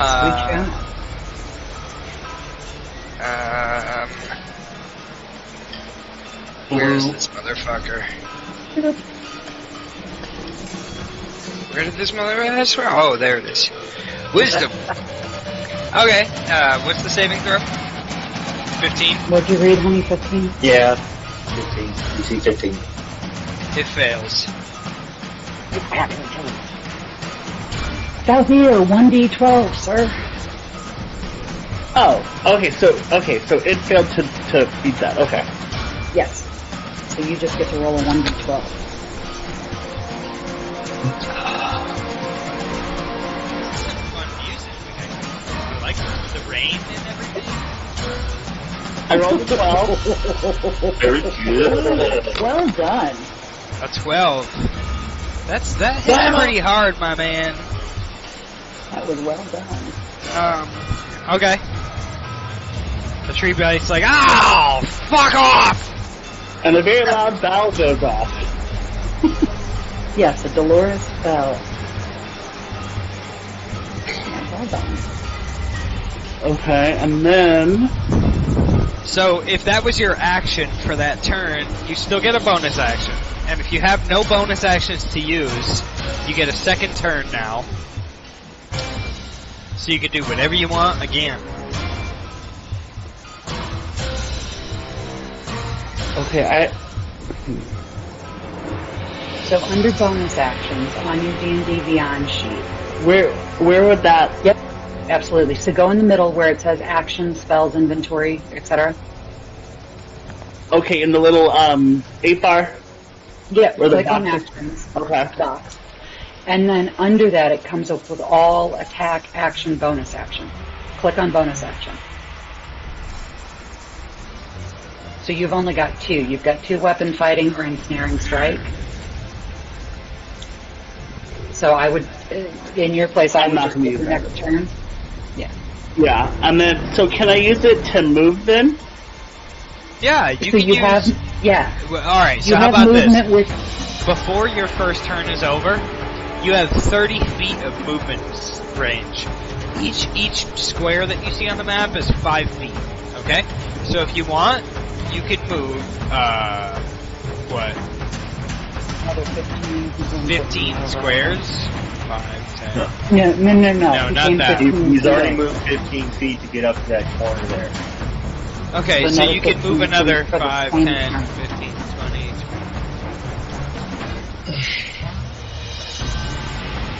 You So I can you run up move, to it is what I'm asking. You do whatever you want, buddy, and if you move too far, I'll let you know. Okay, I'll move here. Yeah. Hey, guys, alright. I'm counting the destroyed rubble and dead horses as difficult terrain. There you go. Good boy. You're allowed to move there, but you're climbing over rubble. You're there now, and all of your movement speed for this turn has been used up. Okie dokie. So I'm going to use... So is that the end of your first turn? that. Yes, Unless you have a bonus Okay. action. I don't. Alright. Okay. Next turn. You have full movement speed again, and full range of actions again. You can do whatever you want again.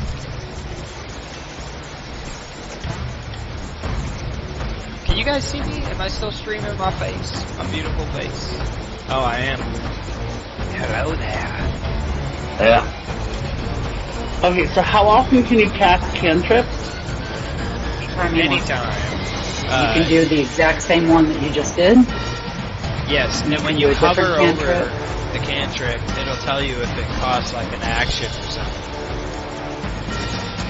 Okay, can I see all the other people, all the other small creatures as well? Yes. Okay, I cast Word of Radiance. Right. Each creature of your choice that you can see within range. Well, I guess none of them are nearby. Here's Never the issue mind. with that spell. Sorry. That cantrip only has a range of 5 feet. And so, that would mean any creature within the squares that are directly around you, that's 5 feet. Each square is 5 feet. So those. And you said though I have my normal movement, right? Yep. But if you move within range of those creatures, I'm going to say you don't provoke an opportunity attack if you're moving into attack. But once you put yourself there, like let's say I'm going to do this just to show you. If you go here, you can get your attack off, but when it's their turn, they can all attack you. And also, if you decided to use that spell and then move back out, you can't move back out without provoking an attack of opportunity from each of those creatures. So if you moved in and cast that spell and then like want to go here to get away from them, each one of those guys gets a chance to hit you.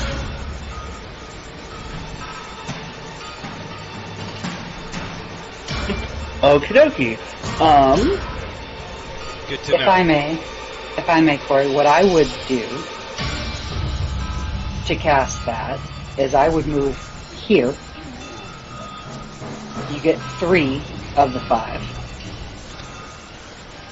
So you get the big guy and 2 of the little guys. Yeah.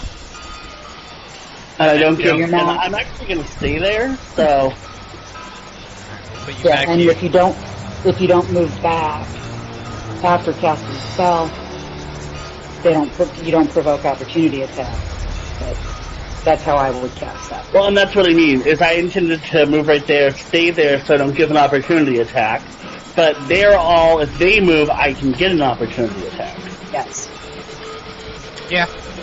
And I cast Word of Radiance. Alright. So Constitution saving. Save? Constitution saving throw of 11. Yup. Correct.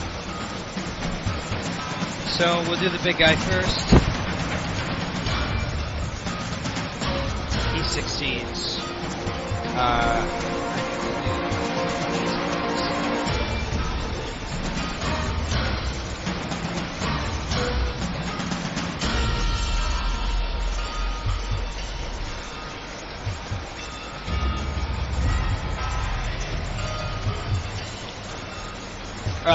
All of them passed, except for this guy. Now what?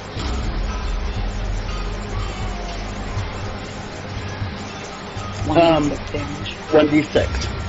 Alright, so do exclamation mark roll, space, 1d6. What? 5. Nicely done. You hit for 5? Yep. Alright. He disintegrates into vines. Premium. Is that the end of your turn?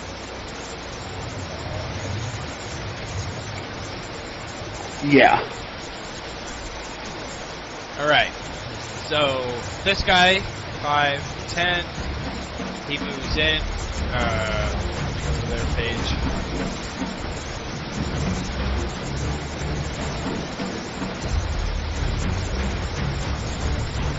He attacks the big guy.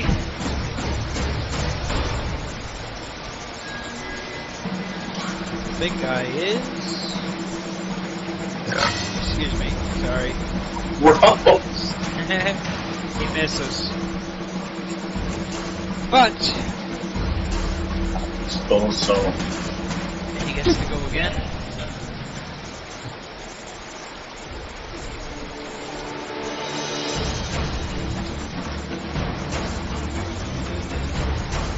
This time he hits.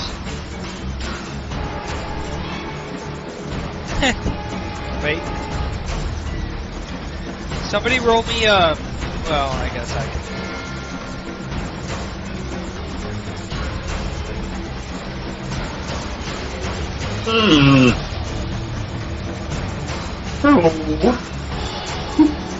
So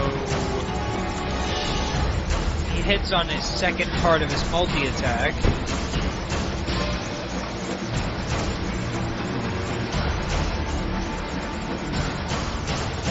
Make sure I'm doing this right.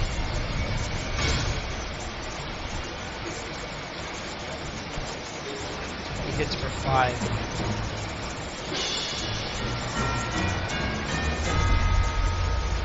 Good. This Raven moves in. Does the same. And he hits. So...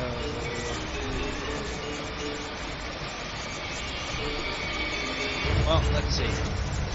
Both of them hit. So we'll do,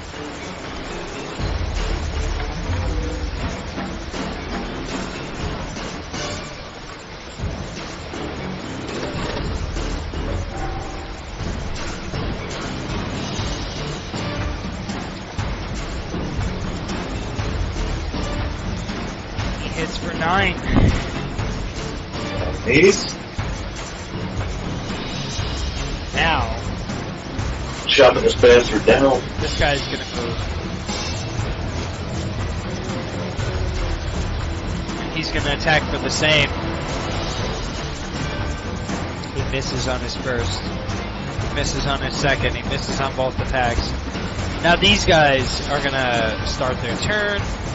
And when they start their turn,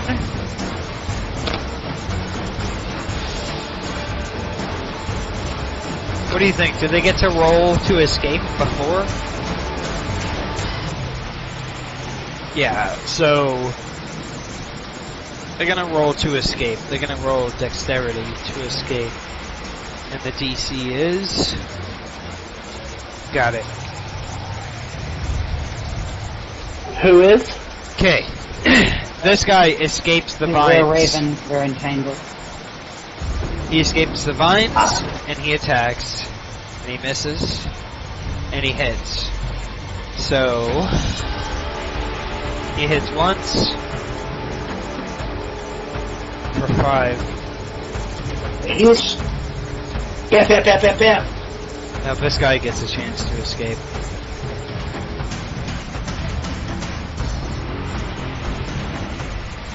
But he doesn't escape. Wah, wah, wah. So he takes 9 damage. Bruh.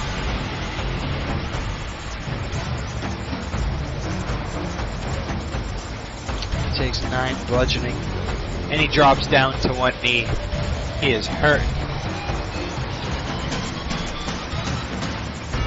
Okay. Kayla, your turn. What about the guy inside the barn? What guy inside the barn? The wearing inside the loading dock. Everybody all the way Ravens inside the loading dock got to attack. They weren't inside the loading dock to start. They moved in there and they attacked. That was all their turn. No, There's short one. in the cart. In the cart? Behind the cart. Oh, No, okay. right here. Yeah, that guy. Alright, yeah, I see him. Yeah, so he moves in. You're right. You are correct. Sorry, Corey. That's fine. This is good. You have help. You need help. Trust me. You need help. So he rolls to hit.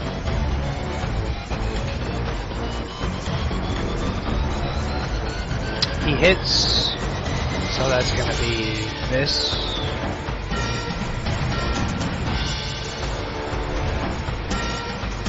He hits for 5. He rolls to hit again. He hits. Nice. He hits for 3, 5, 6, 7, 8. He hits for 8. Alright. Good thing you called on him, because he hit pretty hard. That's the end of his turn. Kayla, it's your turn. So, the wall is completely down between the stables and the dock, yeah? Yeah, the stables don't exist. It's just rubble. So I have a shot, line of vision between where I am and the monster. Where the hell are you? I'm on the second floor, really still upstairs? looking down through. Yeah. Yeah, you can. We haven't had an option to get down yet. Dude, if you shoot at this thing, you're hitting its chest. Yes, you can see it. Fabulous answer. Alright, I'm casting Scorching Ray. Is there a DC? Any? What's going on? No, I get to hit. Okay. 15 to hit. That hits. Fabulous. Hazel. So it is a 3-ray attack. I can choose 3 targets or choose 1 for all 3. Yeah. It won't hit him. Uh-huh. So 2d6 for each one. Do you want me to roll all 3 or just want me to roll 1? You can do exclamation mark roll 2d6. I don't know. Does times 3 work? I don't think so, but I don't think that worked. Did it work? I don't think that worked. I don't know what the hell that just did. I don't know. But So exclamation mark roll 2d6. there you go. Yeah, I would just do 7, it 7, and 4. 14. 18? 18, Yes, right? correct. Yep. Alright, so that would be... Followed by Ray of Frost. So that's 96? God damn, we're beating the shit out of this thing. My total on that is 101.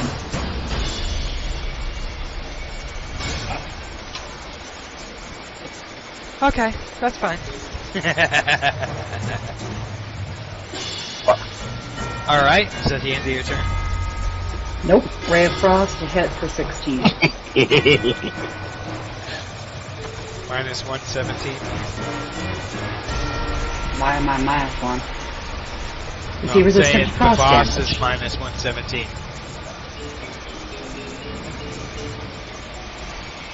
Pat, was that 16 you said? Was that to hit? Yes.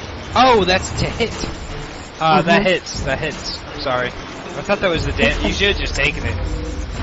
Yeah, that hits. No. Damn you ethical people. Right? I know, right? 8 damage. Alright, so minus 109. Yes. The tree blights like, I just want to eat meat. They want to eat meat. Okay. Real good food, eat meat, eat meat. Is that the end of your turn? It is the end of my turn. Is that Go Trek? It is Go Trek. Go Trek's turn. So Go Trek is going to fire his crossbow. I'll give him an advantage on melee attack if it's done while jumping down. He can mount it. Oh, fantastic. So if he jumps down while has to swinging mount his it. warhammer, He's landing on it. He's riding landing it. on it. Yeah. He's Outstanding. So he's going to do that with his warhammer. alright. He's aiming for the neck. So that would be...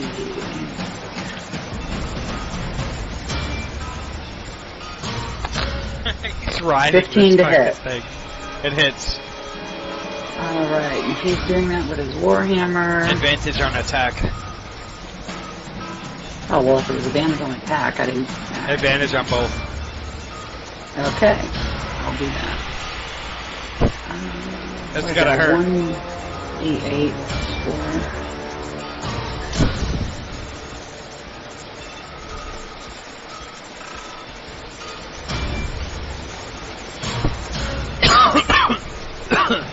Kanto, you can aim your Eldritch Blast at its So lips. 11.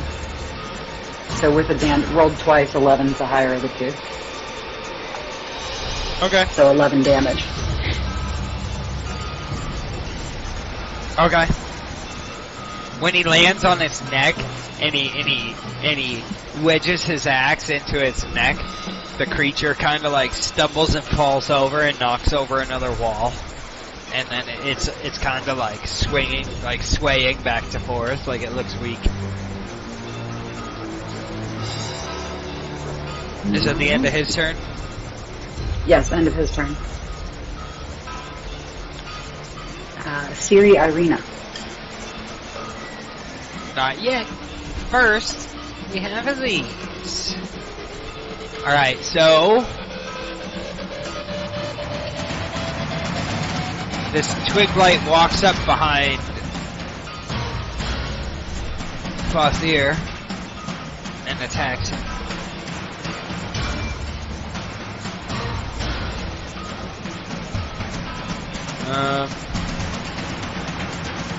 It misses. Another comes up behind Fothier. Sorry, we have completely made your character not visible. He attacks, he misses. This one moves up. He attacks Fothier, he misses. Do I get a... I don't get attack on opportunity of anyone, right? Nope, not unless they move out of your attack range. Okay, thank you. This one moves up. He misses. Woot. And this one's like, what's going on over here, guys? And he doesn't get to do shit. What's going on this side? What's going on this side? Now it's Irina's turn. Does she still have rage going?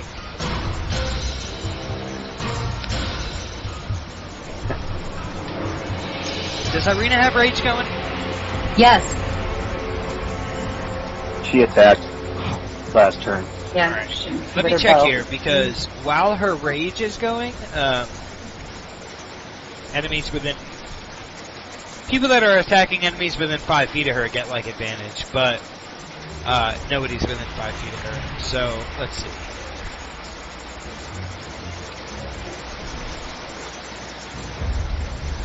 So, 5, 10, 15...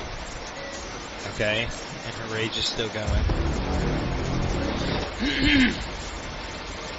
Was she two-handing that long sword or dual-wielding? I don't remember. What is she was better? using her bow. She had her bow out, so if she's switching to her long sword, two-handing it would be better. Is it, or is two-weapon fighting one of her things? No, because she's got a long sword. Which is not a light weapon. Martial, silver, versatile. Where is Oh, her where is it? shit? I thought there was a feat she could take later on to swing that with Yes. one hand. Dual weapon fighting is one that she could do to use, Alright. but not modified by the light melee weapon. She's gonna two-hand it, but I need to see the rage as a bonus.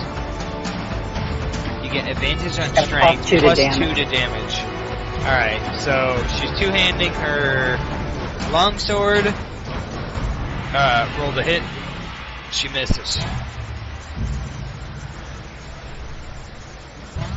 But just her presence there gives a bunch of people an advantage.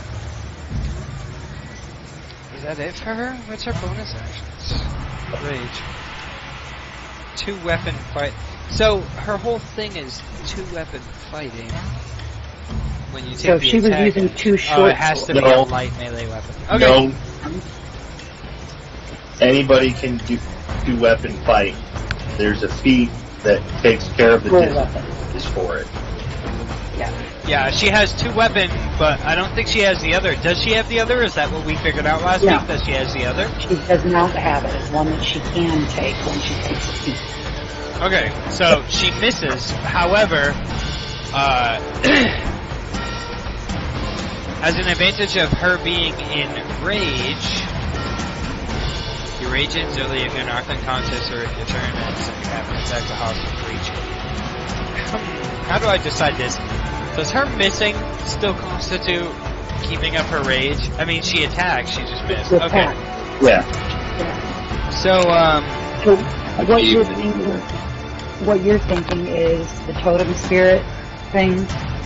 yeah. What you're looking for is While you're raging, the advantage. your allies have advantage on melee attack Yeah. rolls against any hostile creature within 5 feet of you. So she's within 5 feet of the monster. Her turn is over. That's Irina. Who's next? Next is... Oh, you ain't gotta like this. But anybody... She's within 5 feet. Everybody now has advantage against it. That's fucking nuts. But, Yeah. Alright, well, it's, Angry Man's turn. And he is going to... Oh boy.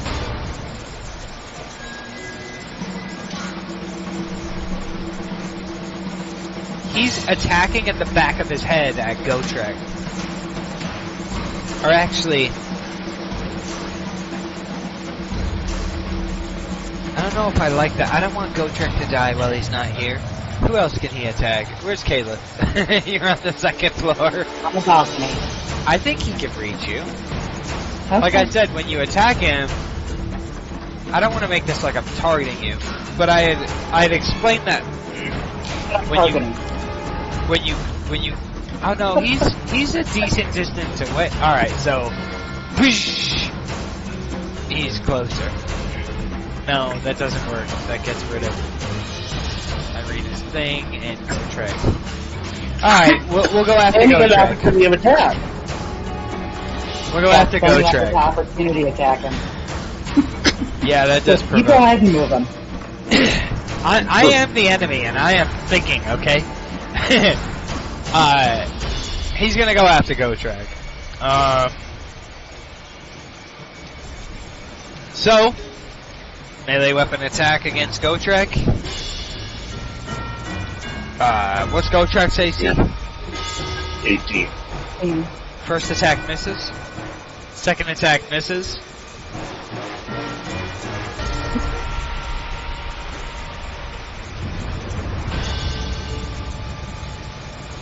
Third attack misses. Oh my god, the fourth attack rolled a 29. So that hits. So Gotrek becomes grappled in vines. That's all. Let's bring Gotrek on top of him. There we go. So now I'm gonna draw some vines on Gotrek. Looks like shit, but you know, Gotrek got some vines on him. So that's that. Vallaki, your turn. Wait, does he have any bonus actions? Nah, he doesn't. Wait. Let me read this.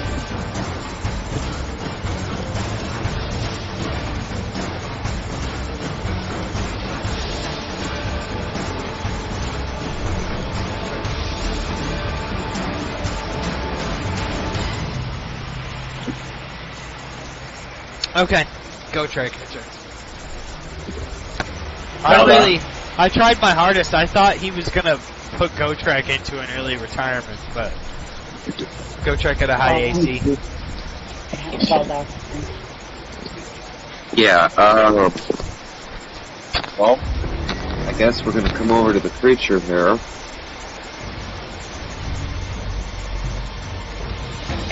And attack with my swords. Or what? Roll the hit. Let's see here. With advantage. Let me switch headsets so I can smoke while you kill my baby.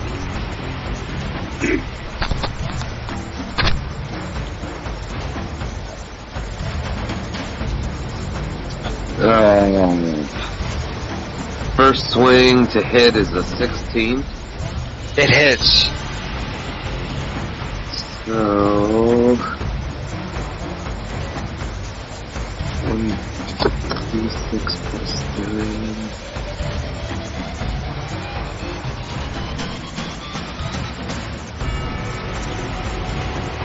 And hit for 4 damage.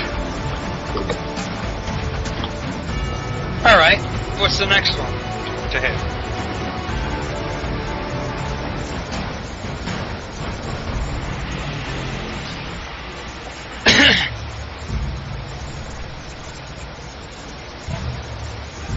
Oh. I still had shift engaged there. Hold on. Alright. Also, new guy, I'm sorry that you came into the campaign at a part where it's just straight combat. Like, this whole night has been combat. Our sessions usually don't consist of straight combat. Actually, most of our sessions are not combat. It just so happens that you entered the campaign at a moment when we're straight up in combat, and so you don't get to roleplay cleaning your underwear or romancing anybody. I'm sorry. No, you got to roll that with advantage, so roll it again. Oh, that's right. Hey, roll your first one with advantage as well. Yeah, the first one hit, so... Is it just to hit the advantage? Yeah. Alright, so the first one's over, so roll the second one to hit. 43. I'm sorry, what was the number? 23. Nah, it doesn't hit. Just kidding. Lion Yes, ass. that hits. That's extremely precise with your offhand, bro. What do you do in your off time with your offhand? That's what I want to know. He wants to know a stranger's touch. Hit for 7. Nice. The stranger. So you hit 131 damage. Reverse grip. I'm uncomfortable. You started it. Maybe. So the creature recoils and it throws Gotrek off its back. Gotrek, roll acrobatics.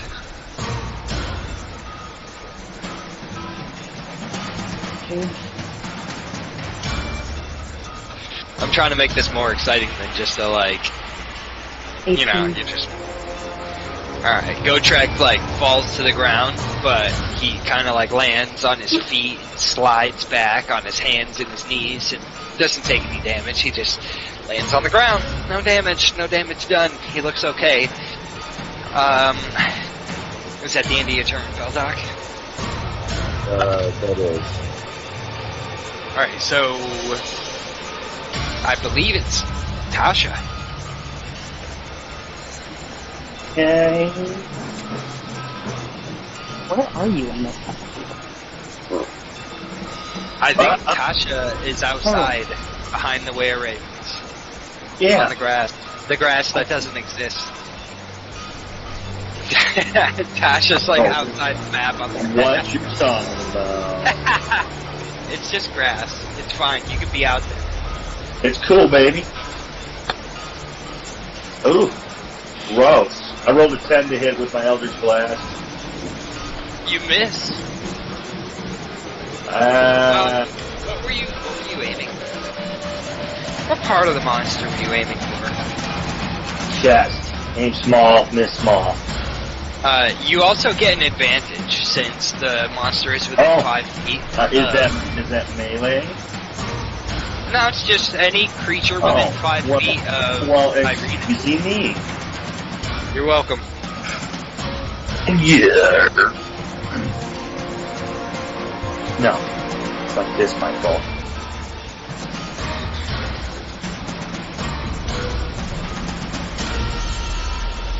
$19. Woo! That hits. What are you aiming for? It's just... Okay.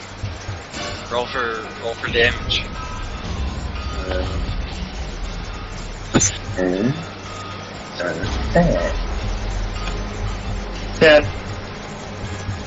Goddamn, son. What did you have for damage, Caleb? Because I went out and smoked a cigarette. I didn't account for Tasha or... 141 total. Let me see this monster here. Okay. So the monster kind of like stumbles back, falls on his knees, dashes down some more walls on accident because it's like fucking giant. And now it's on its knees and it's clutching its chest. It's got like a big gaping hole on one side of its chest. It moved away from me? No, it didn't move. It just fell. It just kneeled. Staggering. It's yeah. Let me see. So that was Good looking out though. I'm sorry. Let me check on my kids. Make sure they're all still alive. No, I can push. Really, I should push it away from the building another 10 feet. Try to get it out of the building because it keeps wrecking this building. You can push it. I'm not sure if that creates an opportunity attack. Don't think it does because it doesn't willfully move.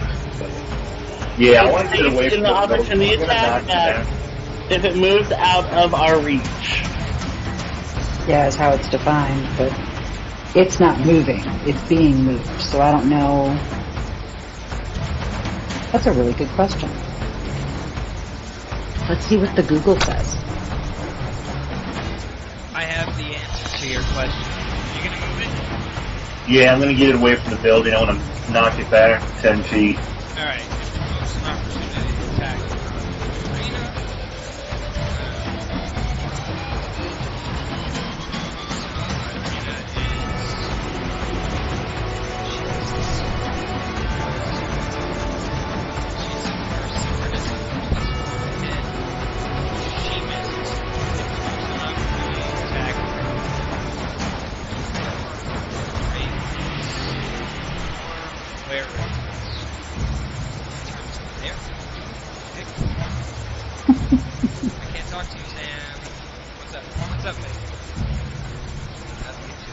Oh, my bad. Got another hamster. Did you? Yeah, this one's totally different. It's not large and fat and slow. This one is hyperactive. It will be. Fuck. Like, you cannot even hold it. You can't even hold this thing. Like, it's like a bullet. It's like, pew, pew, pew, pew, pew. It just fucking moves. Like, I don't know how to describe it. I'd have to record this thing. It's very happy, and like, it's happy to be here and all that, but it does not stop running. It runs, and that's all it does is run. It's a different type of hamster, and it's a dwarf, so it's like, I don't know if you can see my camera, but it's like this big. It's like only this big.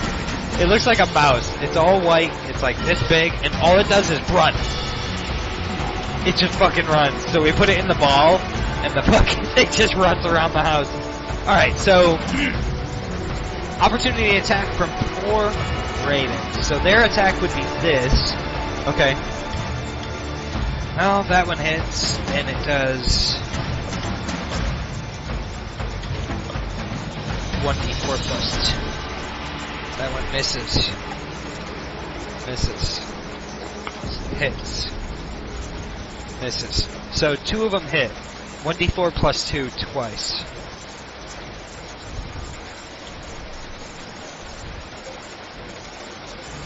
Three and 6. That's 9 damage. What was the total? So that's 150? You're correct, sir.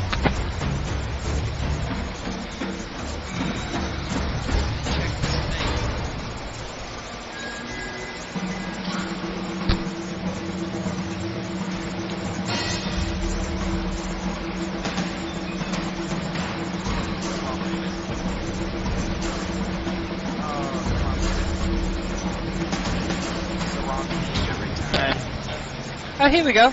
Ooh. Alright, so, let's make this meaningful. Your opportunity attack, Gothier.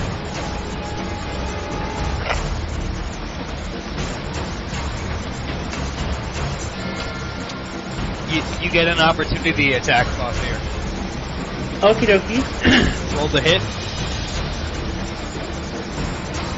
So that's my roll plus 3, right? It's whatever like your normal weapon attack is to hit.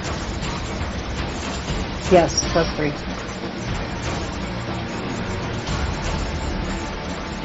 Good lord, it was 7. You just barely clip its kneecap, and as you clip its kneecap, as it's blown 10 feet back, it disintegrates and turns into just little sticks and twigs and leaves and blows away in the wind. Man, I hate it when there's not a body. But there's all kinds of sticks. Oh, Lots good. of sticks. We can start a fire later. He's gone. Kanto, is that the end of your turn? Yeah. Alright. This way a raven flies in, attacks, kills that one. This way a raven flies in, pecks at this guy, pecks him into bits. This way a raven flies in, peck, peck, peck. Ha! Disintegrates him. This way a raven is now free of the vines, flies in, pecks him into the garbage. And this were raven went wee wee wee all the way home. 5, 10, 15, 20, 25, 30. And then outside you see a group of ravens swarming around this last twig blight. And it doesn't seem to be a threat. They keep flying in and kind of pecking it, like one at a time, kind of tormenting it, taking pieces of it with them as they go. Even though, you know that's not what ravens eat. It's messy material. They're gonna go get their groove on. Until he decays into nothing. And then they fly back up and perch themselves on the roof. Sam, go to sleep. No, it's bedtime. Goodbye. Goodbye. You can have pasta. Goodbye. I'm not kidding. Goodbye. Good night.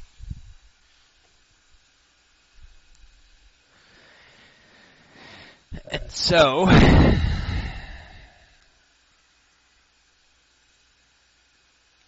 see what I'm dealing with here.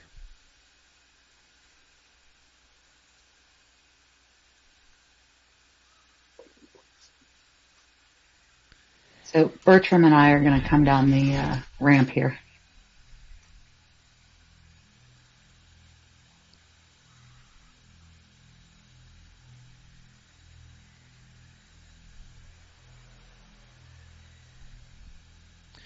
Where does fat bastard come from? 1, 2, 3, 4.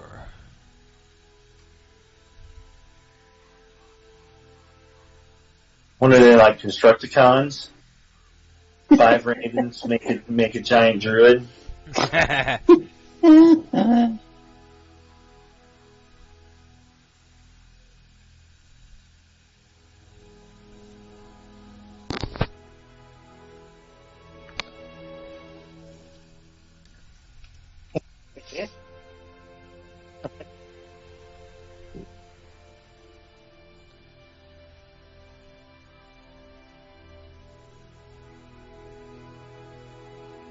Straight to war.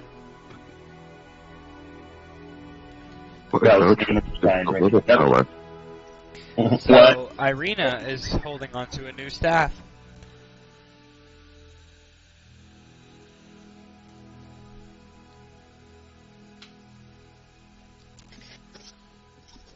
What's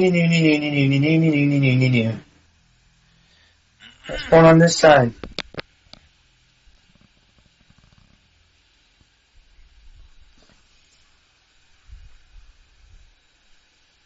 That's the sound she makes when she walks.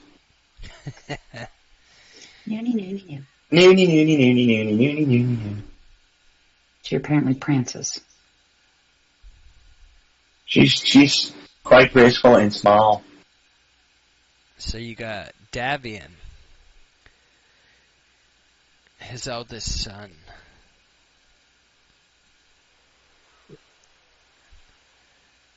His youngest son. His adult daughter. Her decrepit husband. Jesus. She could have done better. He really let himself go. He's the oldest. I had to give him like some kind of fatherly figure type thing. She's got daddy issues is what you're telling me.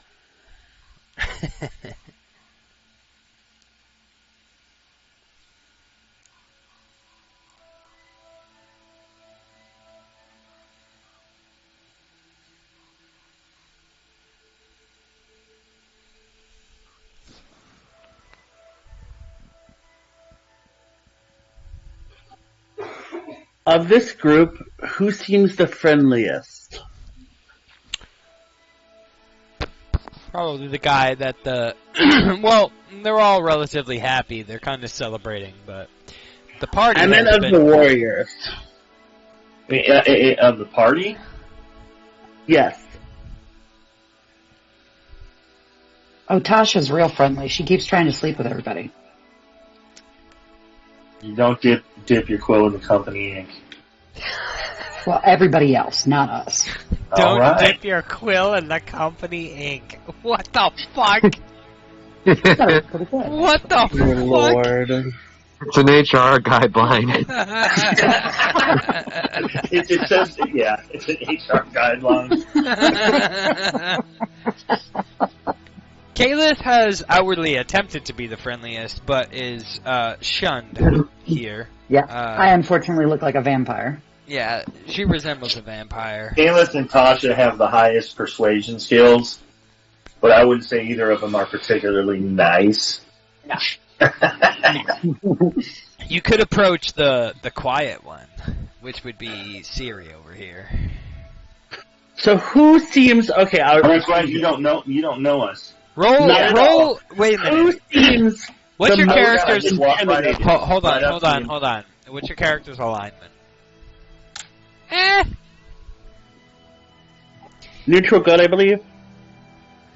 Okay, and is your character religious? I'm a paladin. I'll take that as a yes. That's a yes. Kalith. I mean, more nature religion, less. Well, you would probably recognize Kalith as Kalith seems cleric. the approachable type because Kalith, the female Dampier, also has a holy symbol and armor that would represent some kind of godly religion type thing. So you could approach this person. And I do, and I give her a big hug. Wouldn't he recognize her symbols and shit? Roll religion. One moment, let me figure this out. So when we look at your character sheet, Religion is a -2. Here we go. how is your religion a -2 when you're a fucking cleric? How does that even It's happen? intelligence. I'm doing everything based on charisma because it allows you to as a paladin. Alright, how about this? Roll perception real quick. Roll perception. That's only -1. There you go. See? I'm already helping.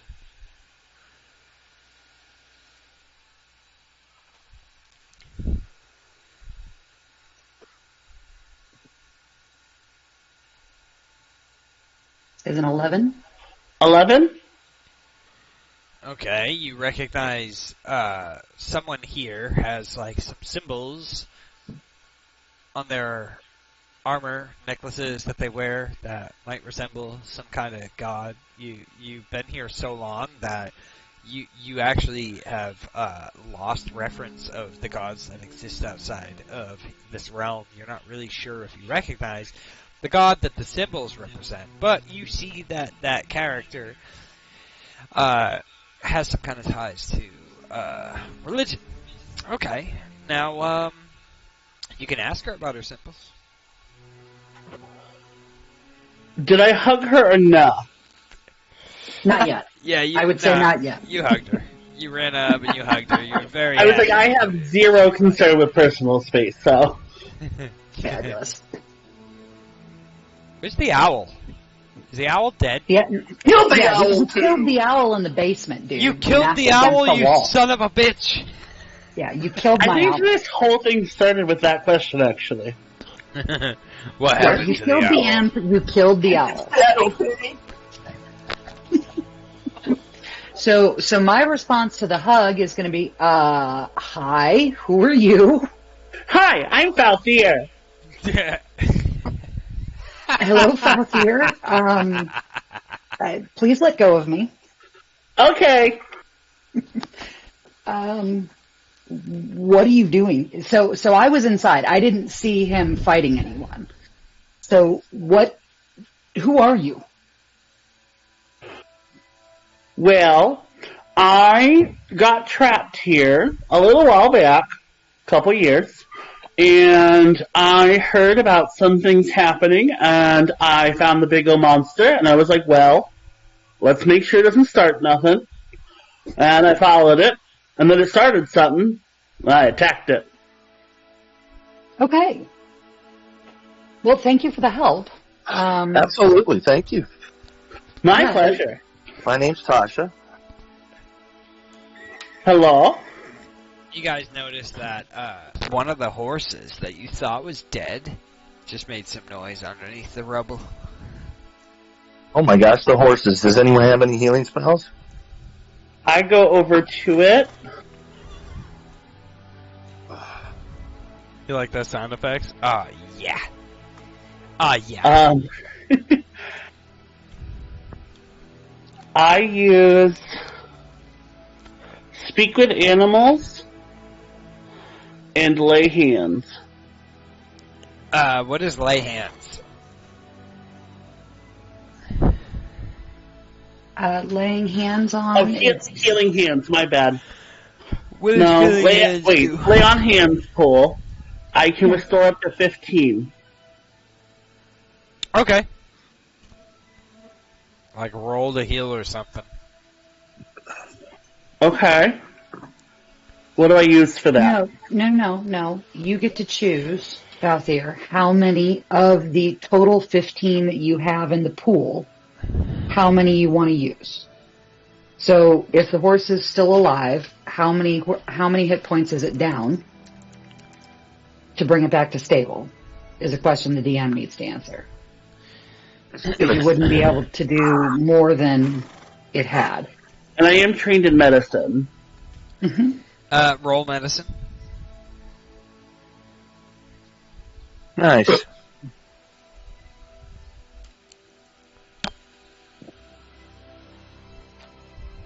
Wait a minute. You use speak with animals. You can either talk to it and ask it how much it's hurt, or you can check its wounds with your medicine. Like, these are all options. You don't have to use everything at once. You can come at it from a certain angle and try to detect. You can use your own discretion. So, what do you want to do? Do you want to talk to it, or do you want to... So look I at would its wounds? talk to it first to see, I assume it's no longer covered in rubble or anything like that, right? It's laying down. It's injured. It has rubble on top of it. Well, I'll help uncover it. Oh yeah, I want to help uncover it. So I ask it where its injuries are so I can figure out how to help it. The whole party moves around to help, and you guys remove the rubble. It takes like a couple minutes, and the horse looks at you, and he's like, wait, you understand me? I mean, I can talk to almost anyone, yeah. And the horse is like, Incredible. I think my hip's broken. I'm useless. My owner will discard me like trash. Okay, so...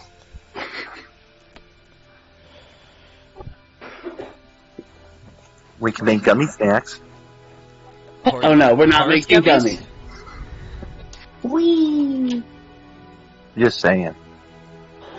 Okay, so I do lay on hands. I don't know how many... How many hit points total do you have to distribute? 15.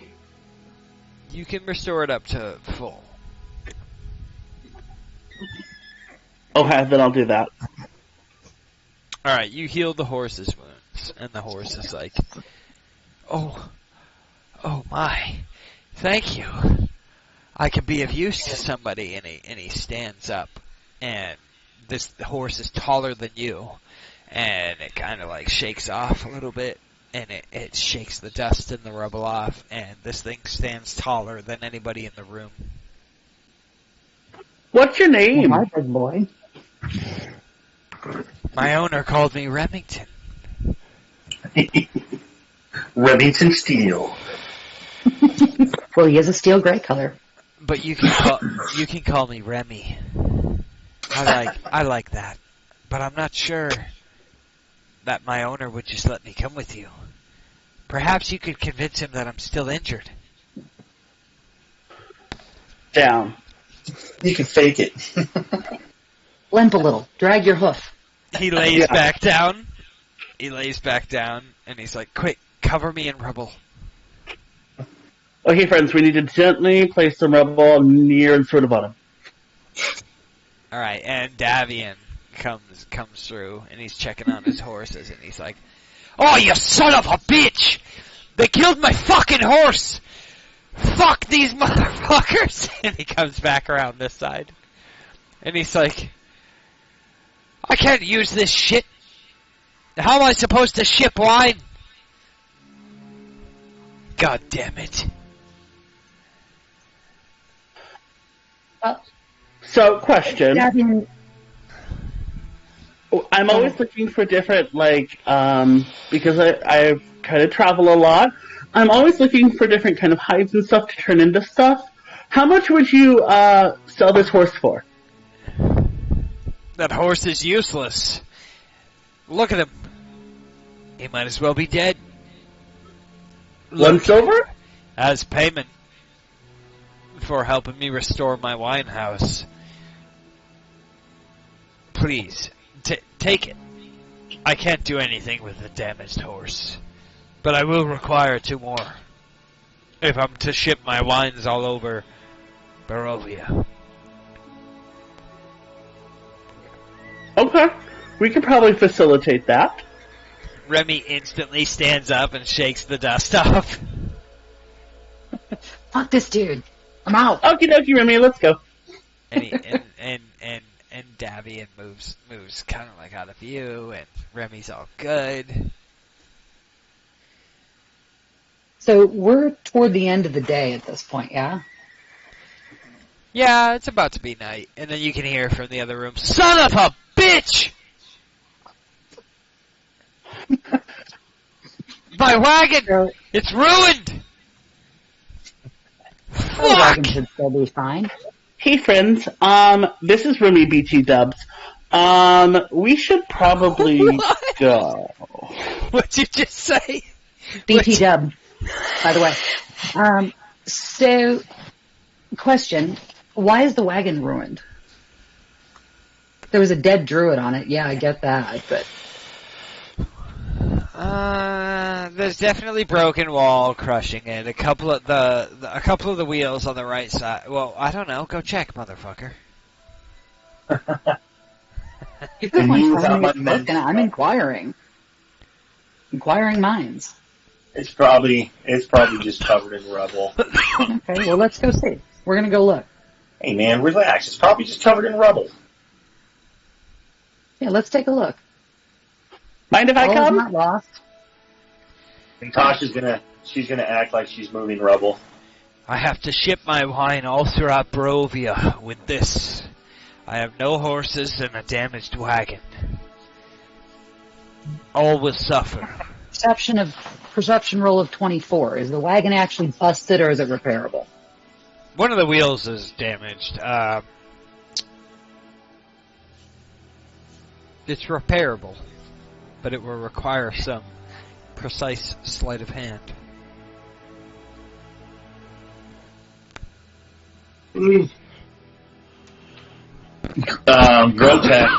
Go Trek. Might have fix the tools. Seems like something the dwarf might have. He's got Smith's tools. You also notice that Bertrand is actually kind of roll perception. You already did. So you you get the idea that Bertrand can take the role of one of the horses to pull this wagon. You're reading my mind. Quit it. It's getting a little creepy. So, Tasha, you've got the best sleight of hand. Using Gotrek Smith tools, can we repair the wheel? I'm not skilled in that. I said sleight of hand. Yeah, it would just be like a sleight of hand thing. Oh, yeah? Well, I'll give it a shot. You're nimble with your fingers, bro. Like, fucking A. You can fix stuff. I'll flick the bean. Honey. The horse is a boy. That just got way weird. Well, Doc, you've got the next best sleight of hand. 17. Go. Alright, so you get the idea. You know that you can fix the wheel.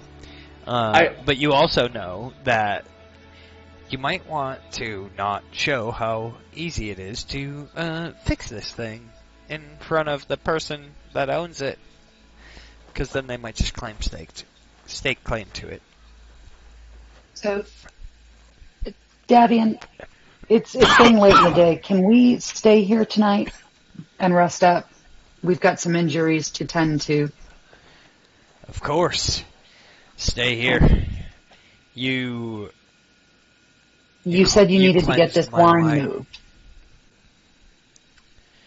We have a You shipment. said you needed to get this wine moved, yes?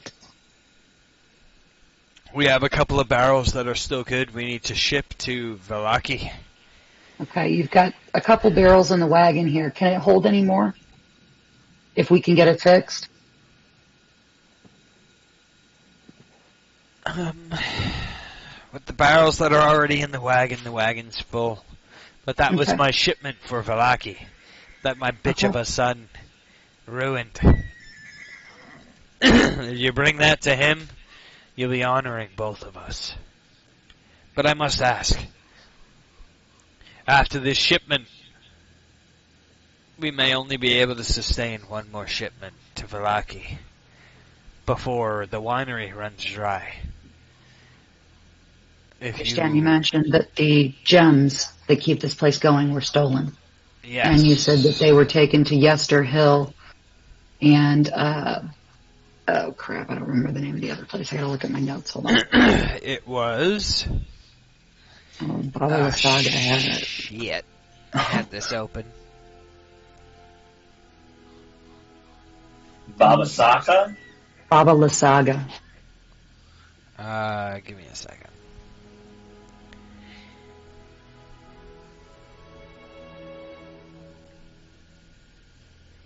I'm looking here. On a side note, does Remy want to continue working here, or does Remy ready to go? Are you talking to somebody? Who are you talking I'm to? asking Remy.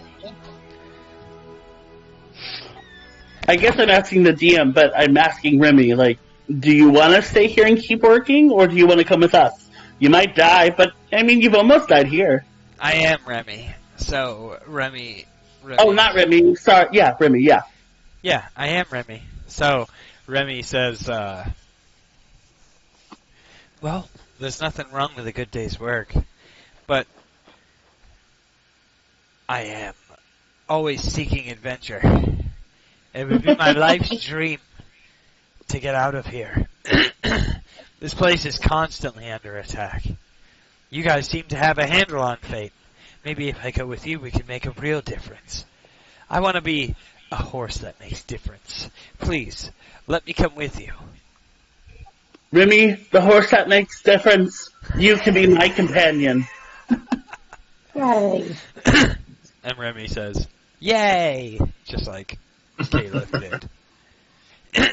So, I can imagine whenever everyone else hears. Davian believes that one of the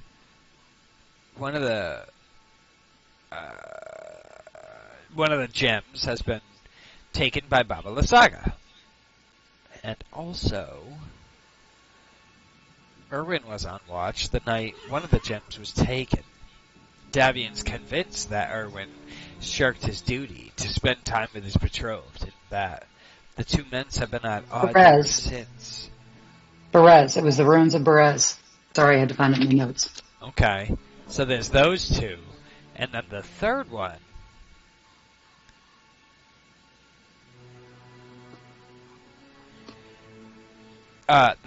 They don't know, right? They didn't know. Correct. They have no idea where it went. Who wants to roll motherfucking, like, history or something? Somebody fucking roll history. Gotrek has a high history, I think.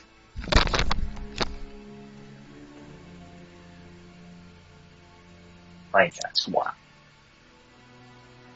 +3, yeah.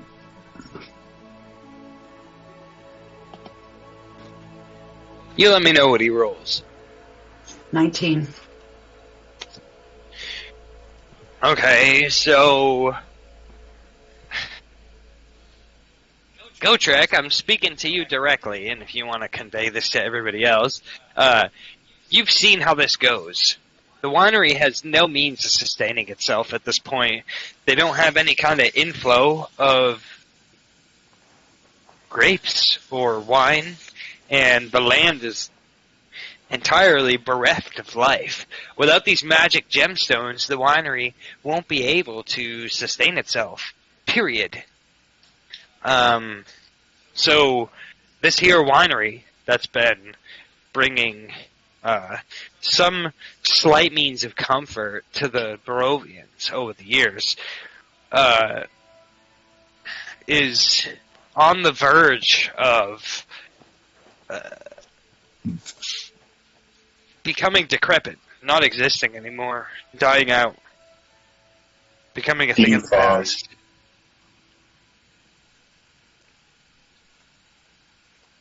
Without these gemstones, the slight comfort that the Barovians get from what comes out of this winery will be gone. And so that dark fog that hangs over everyone's heads will grow a little bit thicker.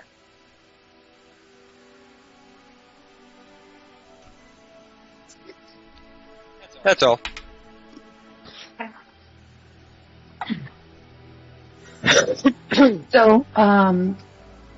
So Davian, I think we'll stay here the night. I understand what you're saying about needing to get the gems back. We did promise Erwin that we would see what was holding up the wine, and it sounds like you now need us to get this to him. Can you tell us where Yester Hill and the ruins of Berez are? Didn't he mark them on our map? I don't remember. I believe they did. Like, you guys should have. It was Yester Hill and Berez. I'm not sure that we have. Yeah, I don't think we have Berez marked on the map. Okay. We'll just use this time to say that he points you in the direction of Berez. You should have Yester Hill already marked on your map. I think it's just southwest of here. Like, it's right there. Yeah. And then next time we go to the world map, if Berez isn't marked, I'll mark it. Okay. So, I want to speak to the group. Davian, if you would excuse us, I think we need to discuss what our plans are going to be. By all means. And he walks out of the room. And you're left in some privacy, but there are some ravens up in the windows. There always are.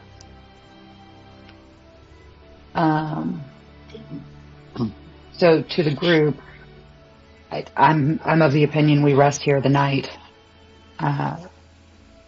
Eat, regain our strength, look at the map, and determine what the next course of action is. Should we take the wine first and then come back to deal with Yesterhill and the ruins of Berez, or are those closer? Let's look at the map and see what the better course of action is. What are everyone's thoughts? Sure, and then there's the consideration of the tarot reading. Are there any landmarks or places that were near pertaining to that? Oh, I forgot about that. Yeah, I've been keeping a bit of an eye on it. For the group reading, what was it? It was... One of them was at Castle Ravenloft. One of them was at the tomb of what's-his-face's brother. Yeah. One of them was one of your followers, not followers, but the person that's supposed to be a great ally. I don't remember the location for that one. I don't remember the location for the third item. So one was Ravenloft. One was... Ravenloft, Castle Ravenloft. The Elementalist was a small castle guarded by amber giants. That was the protection. The Paladin is Sergei's tomb, so Strahd brothers' tomb. And then the ally was the Horseman.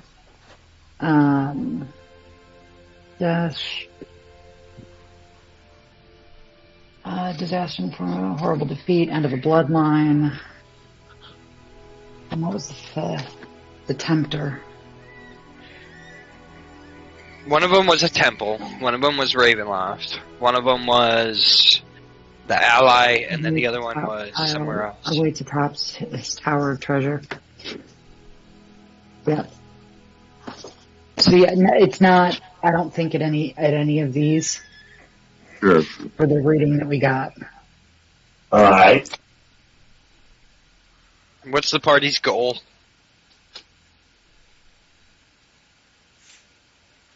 Ultimately, to destroy Strahd. Why?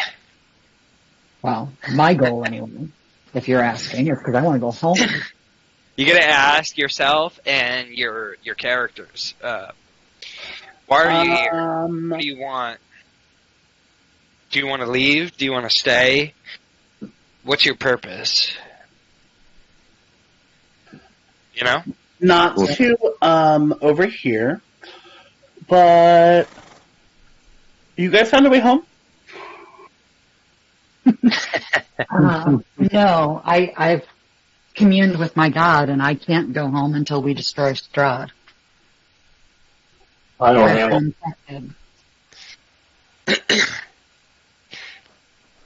A deep sense of foreboding overtakes you, and you can't help but notice how she mentions, we destroy Strahd. I'm involved in that now, aren't I? Well, Are you? Mm-hmm. We would welcome the help. Is he causing trouble? A bit. Our friend Irina here has been abused by him quite regularly, and we're trying to keep her safe. Roll history, Fathier. Okie doke, one moment.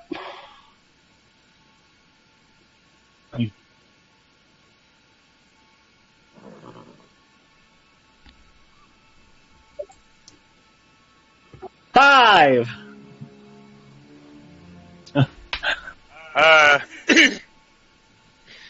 You know that Strahd hangs over this realm like a cloud of darkness before a storm, and that at least some of the despair of the people here can be attributed to his rulership. Oh, this is like sad Frogman god person. Oh, yeah, like, I'll be down. Yeah, we can kill him or whatever. I appreciate that. We can kill him or whatever. Let's do As it. long as I can bring my friend Remy. Remy makes change. Oh shit, I accidentally started streaming my face. Stop streaming! Oh, never mind.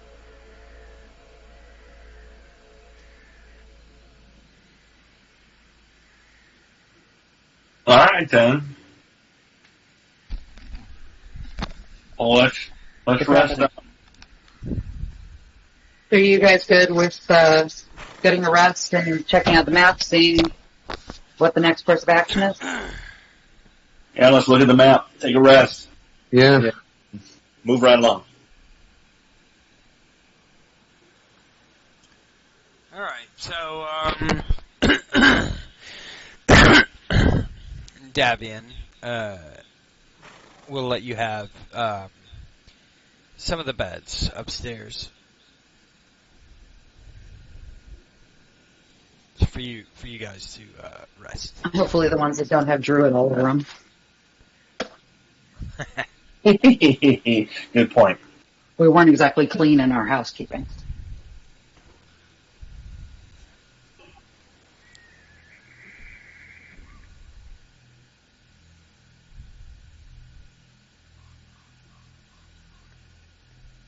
Okay, so let's go upstairs and take a rest. Yeah, I'm gonna take an hour to cast Find Familiar. As am I. Thank you. Excuse me. And So, then, I have a would meal ask... and a rest. I would ask that we move our characters to the beds. Where am I? Here's is. Is there a place that I could take the horse? I mean, the horse is in the stables. Where do you want to take it? There are no stables. Stables. Yeah, there are no stables. This is The true. area formerly known as stables. What hump? This is true. Where do you want There's to got to take be a tree or a stump or something out there. You wanna I don't tie- think you Remy's wanna running tether off. the Well, horse? I'm not There's- tying him up to anything. I just put shelter for him. Oh. Yeah. Under the big cask, is that like a porch?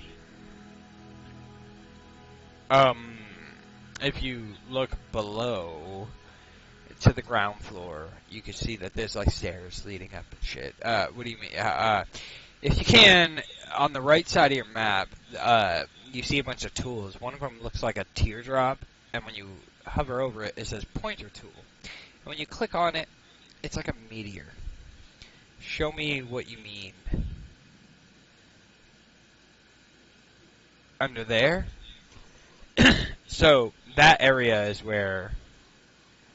Oh, shit, what is that area? Yeah, it looks like it's covered, but it looks like a ramp. I don't know. Let me describe it to you. I thought it was described as a porch. That I thought area, that was where they crushed the grapes. resting on a flagstone veranda, are 3 That's where Lucy 5-foot stops the diameter grape. wooden tubs. Their inside strained with grape juice. Each tub has a short ladder bolted to its side and a catch basin tucked underneath. At the back of the veranda is a large set of sliding wooden doors, as well as normal-sized wooden door. Stone pillars and arches support the upper floor above. That's a veranda. And how big is this horse? It's very large. He takes up 1 square. Can you hang out on the porch? Hang out on the veranda? Yeah, I mean, the horse ain't going nowhere. Okay, well, I'm gonna go hang out, and that's where I'll use my bedroll and everything. Alright, so you're gonna go here, and you're gonna bring the horse with you.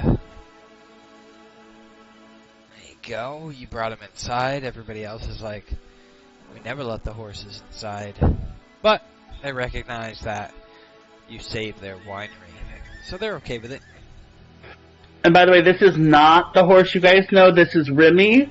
Not to be confused with Remington, the horse you previously had. Let me see. I'm looking for a... This horse has considerably more personality than Remington did. Correct.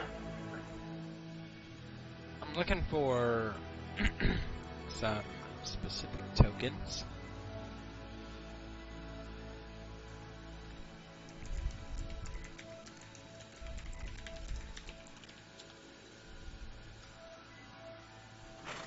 I need to find a pet.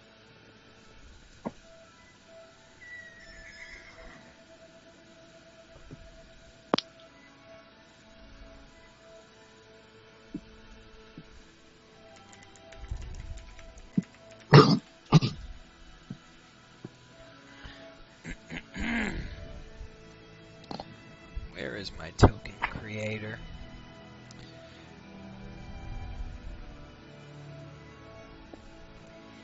Found it.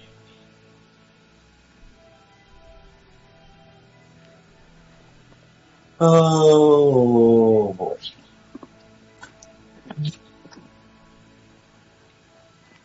How's he doing?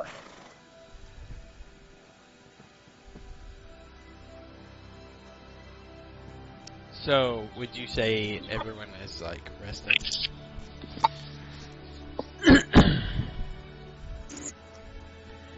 Yeah. As far as I know. So, like, everybody's, like, sleeping and stuff. Let's see here.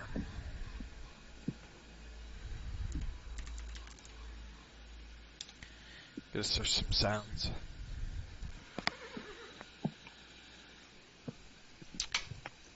You guys all call it in for the night.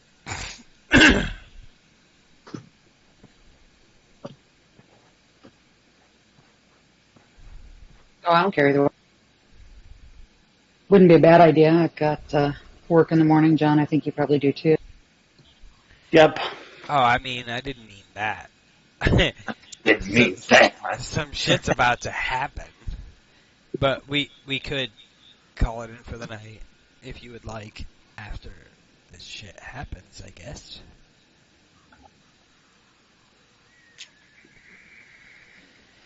Okay. Let me see. Well, some shit gonna happen. What time is it? Oh, shit, yeah. Dude, that's crazy. It's been 4 hours? Well, maybe like 3. Yeah. That's crazy. Almost 4. Yeah. Alright, so we're gonna have this shit happen. And then we can call it.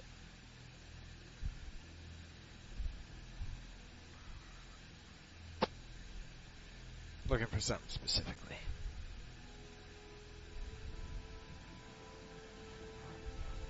Sorry guys. Bear with me.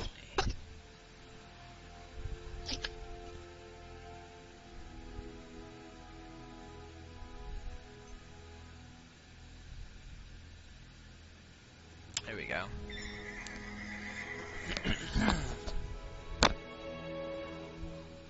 Let this sound set load.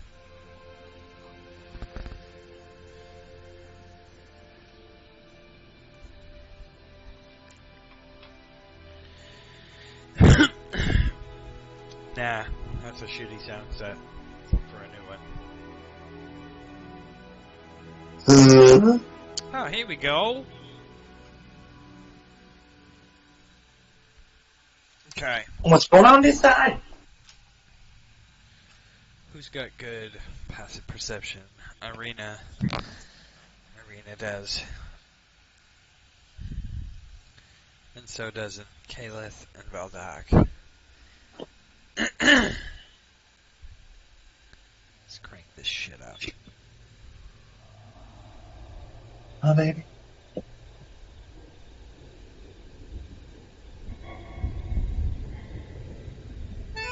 Thank you. Let's get rid of that music.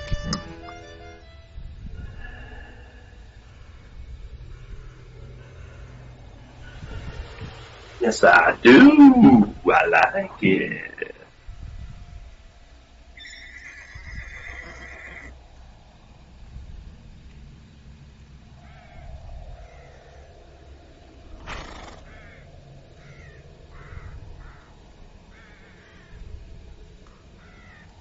See if What's this happening? music is any good.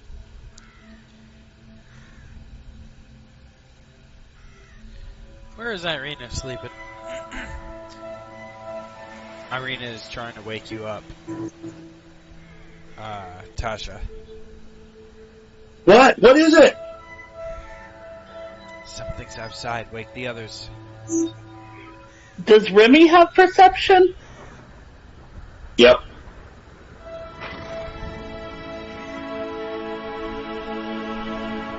Oh, that's fucking loud. I turned it up a So little. if he's a draft horse, his passive perception is 10. Okay, so I'm gonna bang on this door before I open it up. Bang, bang, open it up. Wake up, there's something up. Something outside. What's going That'll on? be the same time. Bertram! Bertram, wake her up. Woof, woof, woof. What? What's going on? And then I'll return.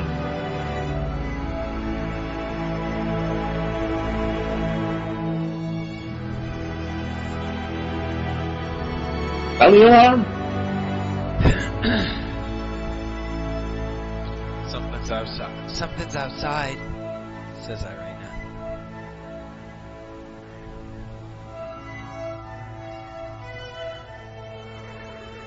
Well,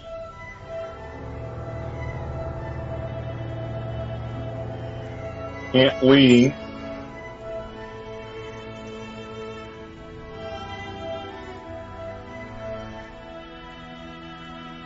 Well, how much of this can we see out of? This wall's destroyed, isn't it? You can see out of it. You can't see like 90 degrees though.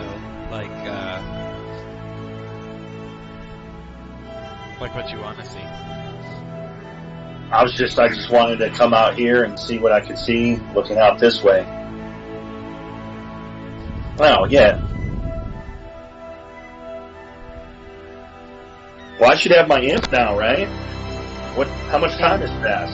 Yeah, you got your I'm imp. sending the owl out. You got your imp and your owl. Let me find the imp on here. There you go. Just trying to find some better music. I'm sending the owl out as well. What you see? Let's see if this works.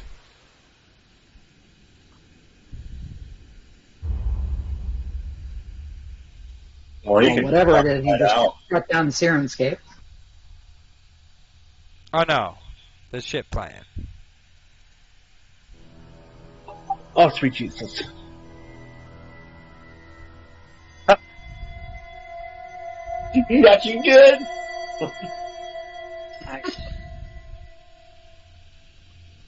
Let me scroll through my tokens here.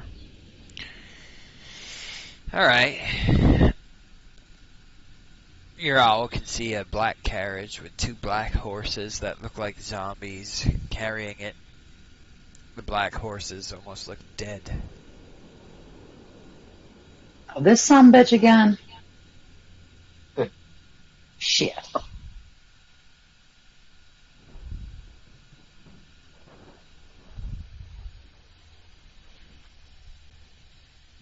Well, it was empty the last time. Looks like it's got passengers this time.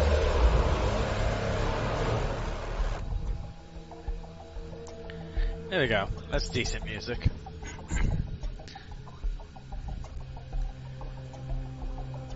Davian steps forward.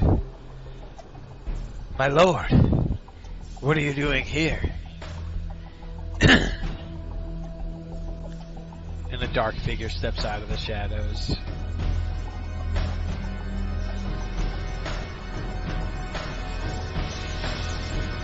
I heard you are missing something.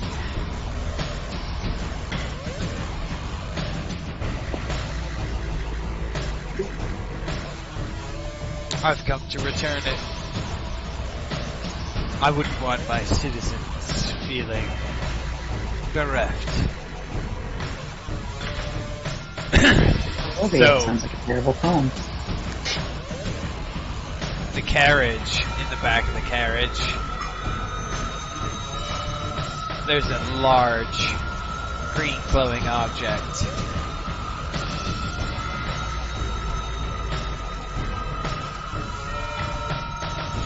Consider this a gift.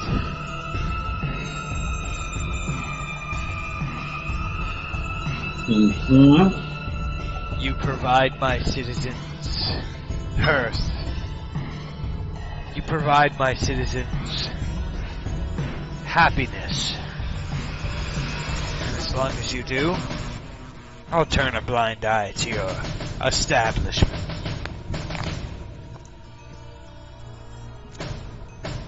My lord, thank you. And he drops to his knees and he starts like bowing before him.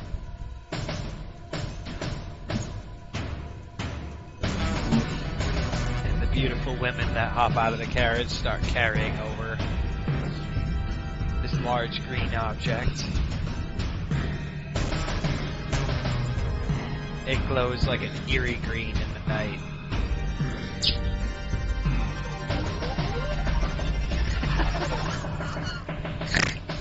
Look at my color skills.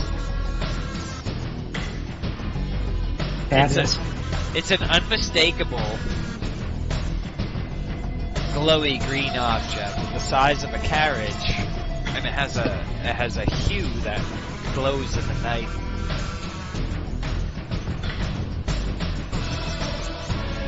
They place it on the ground.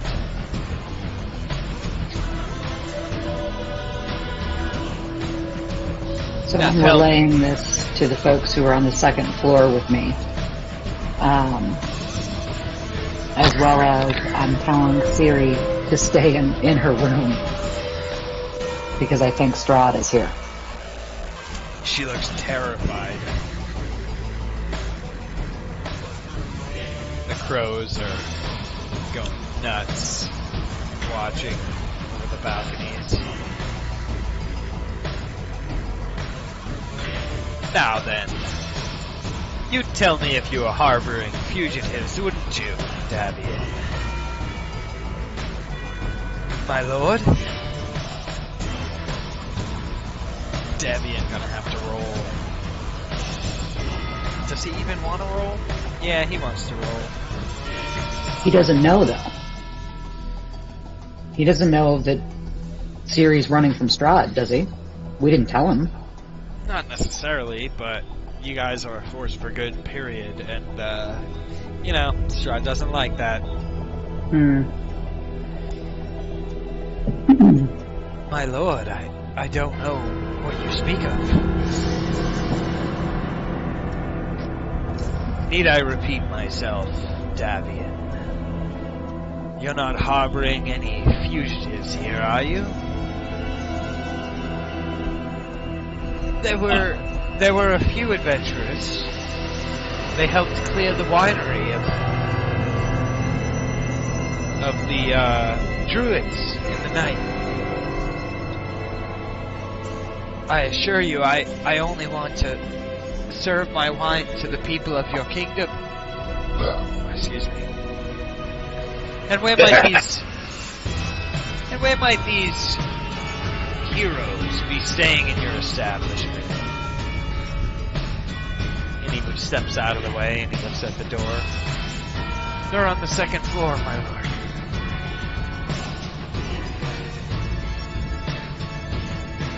A good servant you are, Davian. And he goes to step toward the door.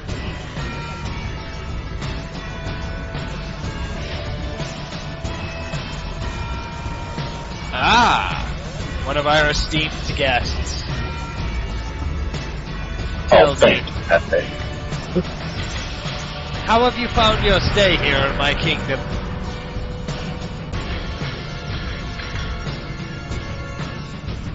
Have you enjoyed my wine? Have you enjoyed my blacksmith? Those are some fine weapons you have. He's talking to you, Caleb. I think you're muted, babe. Sorry, muted. We have had an interesting time in your kingdom so far. I don't believe we've had the pleasure of meeting. We have not. My name is Strahd. Strahd von Zarovich. And who might you be? My name is Kayla Galandal. Where have you come from, Caliph Garando? Galandal. There's an Galando. L. There you go. I'm not from here, sir. I come from the Forgotten Realms. I'm merely passing through. The Forgotten Realms. And here I was thinking my realm had been forgotten. Tell me, would you come back to my castle and indulge me in stories of your realm? Be honored to visit one day, sir. One day? How about tonight? I do have an errand I need to finish. I have imposed upon this man's hospitality and the hospitality of his brother, and we promise to deliver these wines to them. Surely Davian would forgive you. I'm this sure is an he would. invitation from the Lord himself. Isn't Yes, that right, sir. Davian? And he looks at Davian, and Davian just kind of bows and looks up at you like, I don't know what the fuck to do right now. Sure he would forgive me, sir, but I'm sure you yourself, sire, as an honorable man, understand that once I've given my word, I would like to see it through. You would turn down an invitation to the Lord's castle himself? No, my lord. Clearly. I'm not turning down the invitation. What I would ask is that you would allow me to honor my word before you allow me in your presence. I would hate to come before you as one who has forsworn herself.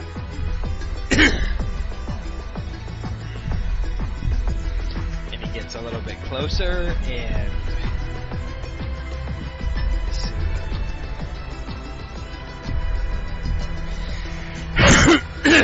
He smells the aroma around you. And recognizes that. You see an air of recognition on his face. And a twisted smile envelops his face. I look forward to your visit, milady. Carry on. Thank you, my lord. Thank you, my lord.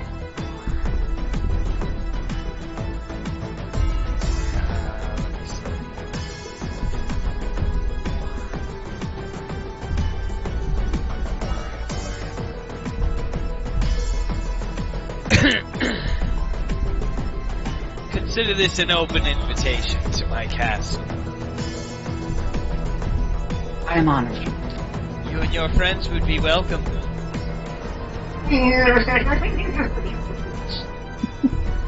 The barbarian, the warlock, the cleric.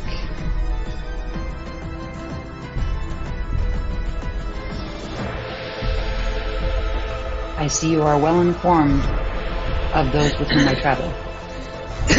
I keep a close eye on all those who enter my realm. We would be honored, my lord. Thank you for the invitation. I'll be seeing you soon, then. And the girls kind of open up a little walkway here. And he turns his back, doesn't even look back at you. Puts his hand up in the air, like as if to wave goodbye without even looking at you. I bid you farewell.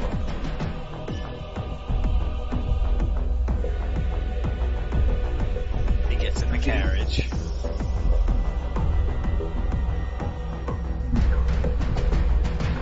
And she gets in the carriage. She gets in the carriage.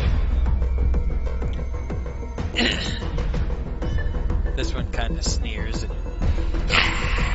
hisses at you. gets in the carriage.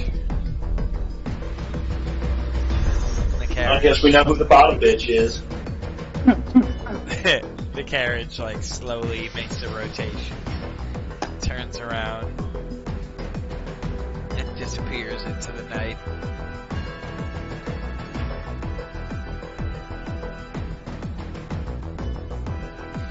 Leaving behind a large pine cone-shaped gem the size of a carriage on the ground. Let's sell it. No, it's what makes the wine. Wine's good. Yes, you're rather fond of that. And these guys all go running out to the gem to inspect it. My God. Yeah, excuse me. So I will ask Davian, is this the gem, one of the gems you mentioned? I can't believe it. Why would he bring this here? Strahd revels in the suffering of us. He has. Always. Maybe happy blood tastes better. Strahd only indulges in the misery I tell Arena that Strahd has left. of his enemies.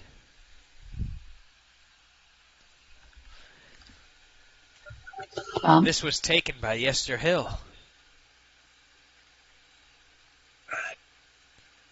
It's been restored to us. With this, we can begin to produce at least one of our lower level wines again.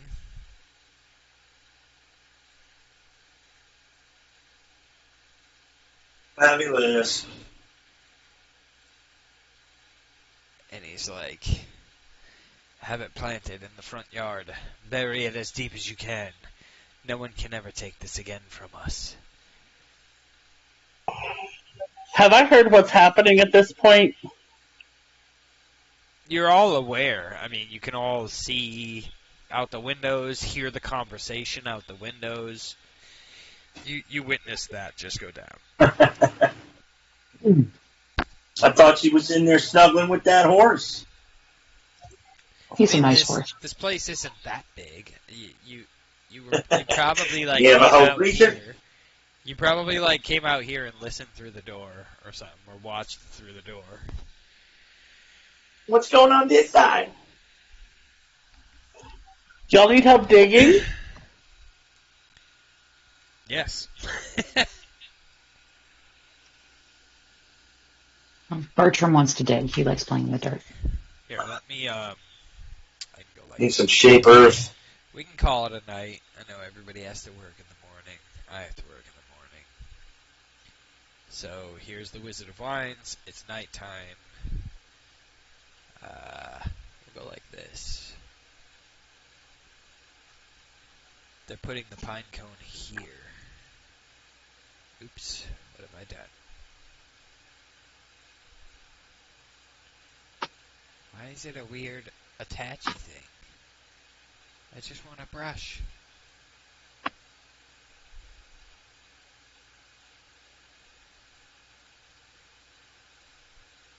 It's like here? Nah, it's like here. You see the picture I'm drawing there with the pine cone? Yeah. There's a giant ass pine cone being transplanted into the ground there.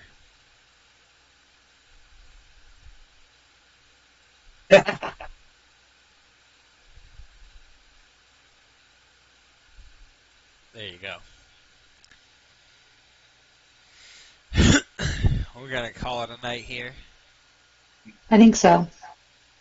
Yeah, I'm gonna have to. Come on, that wasn't a level up yet, really? Actually, yeah. Yeah, that is Yeah. a level up. Fabulous. Is it time? Yay! It is time. And Strahd just saved you guys like a whole leg of adventure. Yeah, if that's the one from Yester Hill, we didn't have to go fight a bunch more druids, which sounds fantastic to me. We would have whooped them. Yes, and I'm sure it would have taken another 3 sessions. This is what And now Strahd, I get to know- Those bastards got true blood coming out of their ears. this is what Strahd does. He extends his hand. Mm-hmm. He's not a bad guy. He's trying to he's a bad guy. He's a bad guy, that guy. He's trying to help. So I'm gonna relay to everyone, make sure that everyone heard, or everyone's up to date on the conversation I had with him, managing to at least temporarily deflect the invitation to the castle. Because we are not ready to face him. I think we will end up as... I don't know. If he wanted to attack us, wouldn't he have just done it? Yeah. I don't know that he wants to attack us. We can't face him. You I'm almost just saying, got abducted, Caliph. Like, he almost just straight up took you back to his castle. Yeah, I thought that might happen. Like, you almost didn't have a choice. I'm actually kind of surprised at that. But, I should have made that a persuasion roll, but the persuasion was good enough where it didn't have to be a roll where you... What's the word I'm looking for? You appealed to his manners. And... That was the idea. Strahd likes to... He likes to feel in control. He's one of them types. Yeah, he also I can't stand them types. He also uses his manners. Yeah, as the man in charge, as the ruling noble, he would appreciate the idea and concept of ongoing honor and chivalry was my hope. Yeah, but no, like, I actually have queued up to. over here a persuasion roll, figuring that's what you were going to have me do. He wanted to just take you, but at the same time, he's like trying to project an image of. Basically, he's trying to project an image. And so, like, is the magnanimous lord.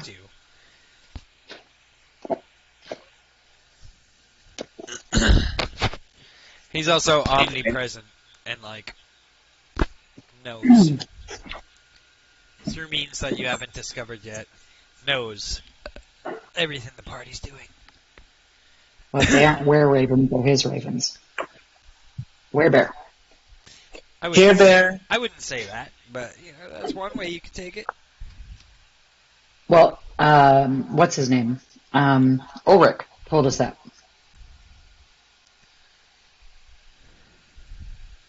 Who's Ulrich? Which one's Ulrich? The tavern, or Erwin, I'm sorry.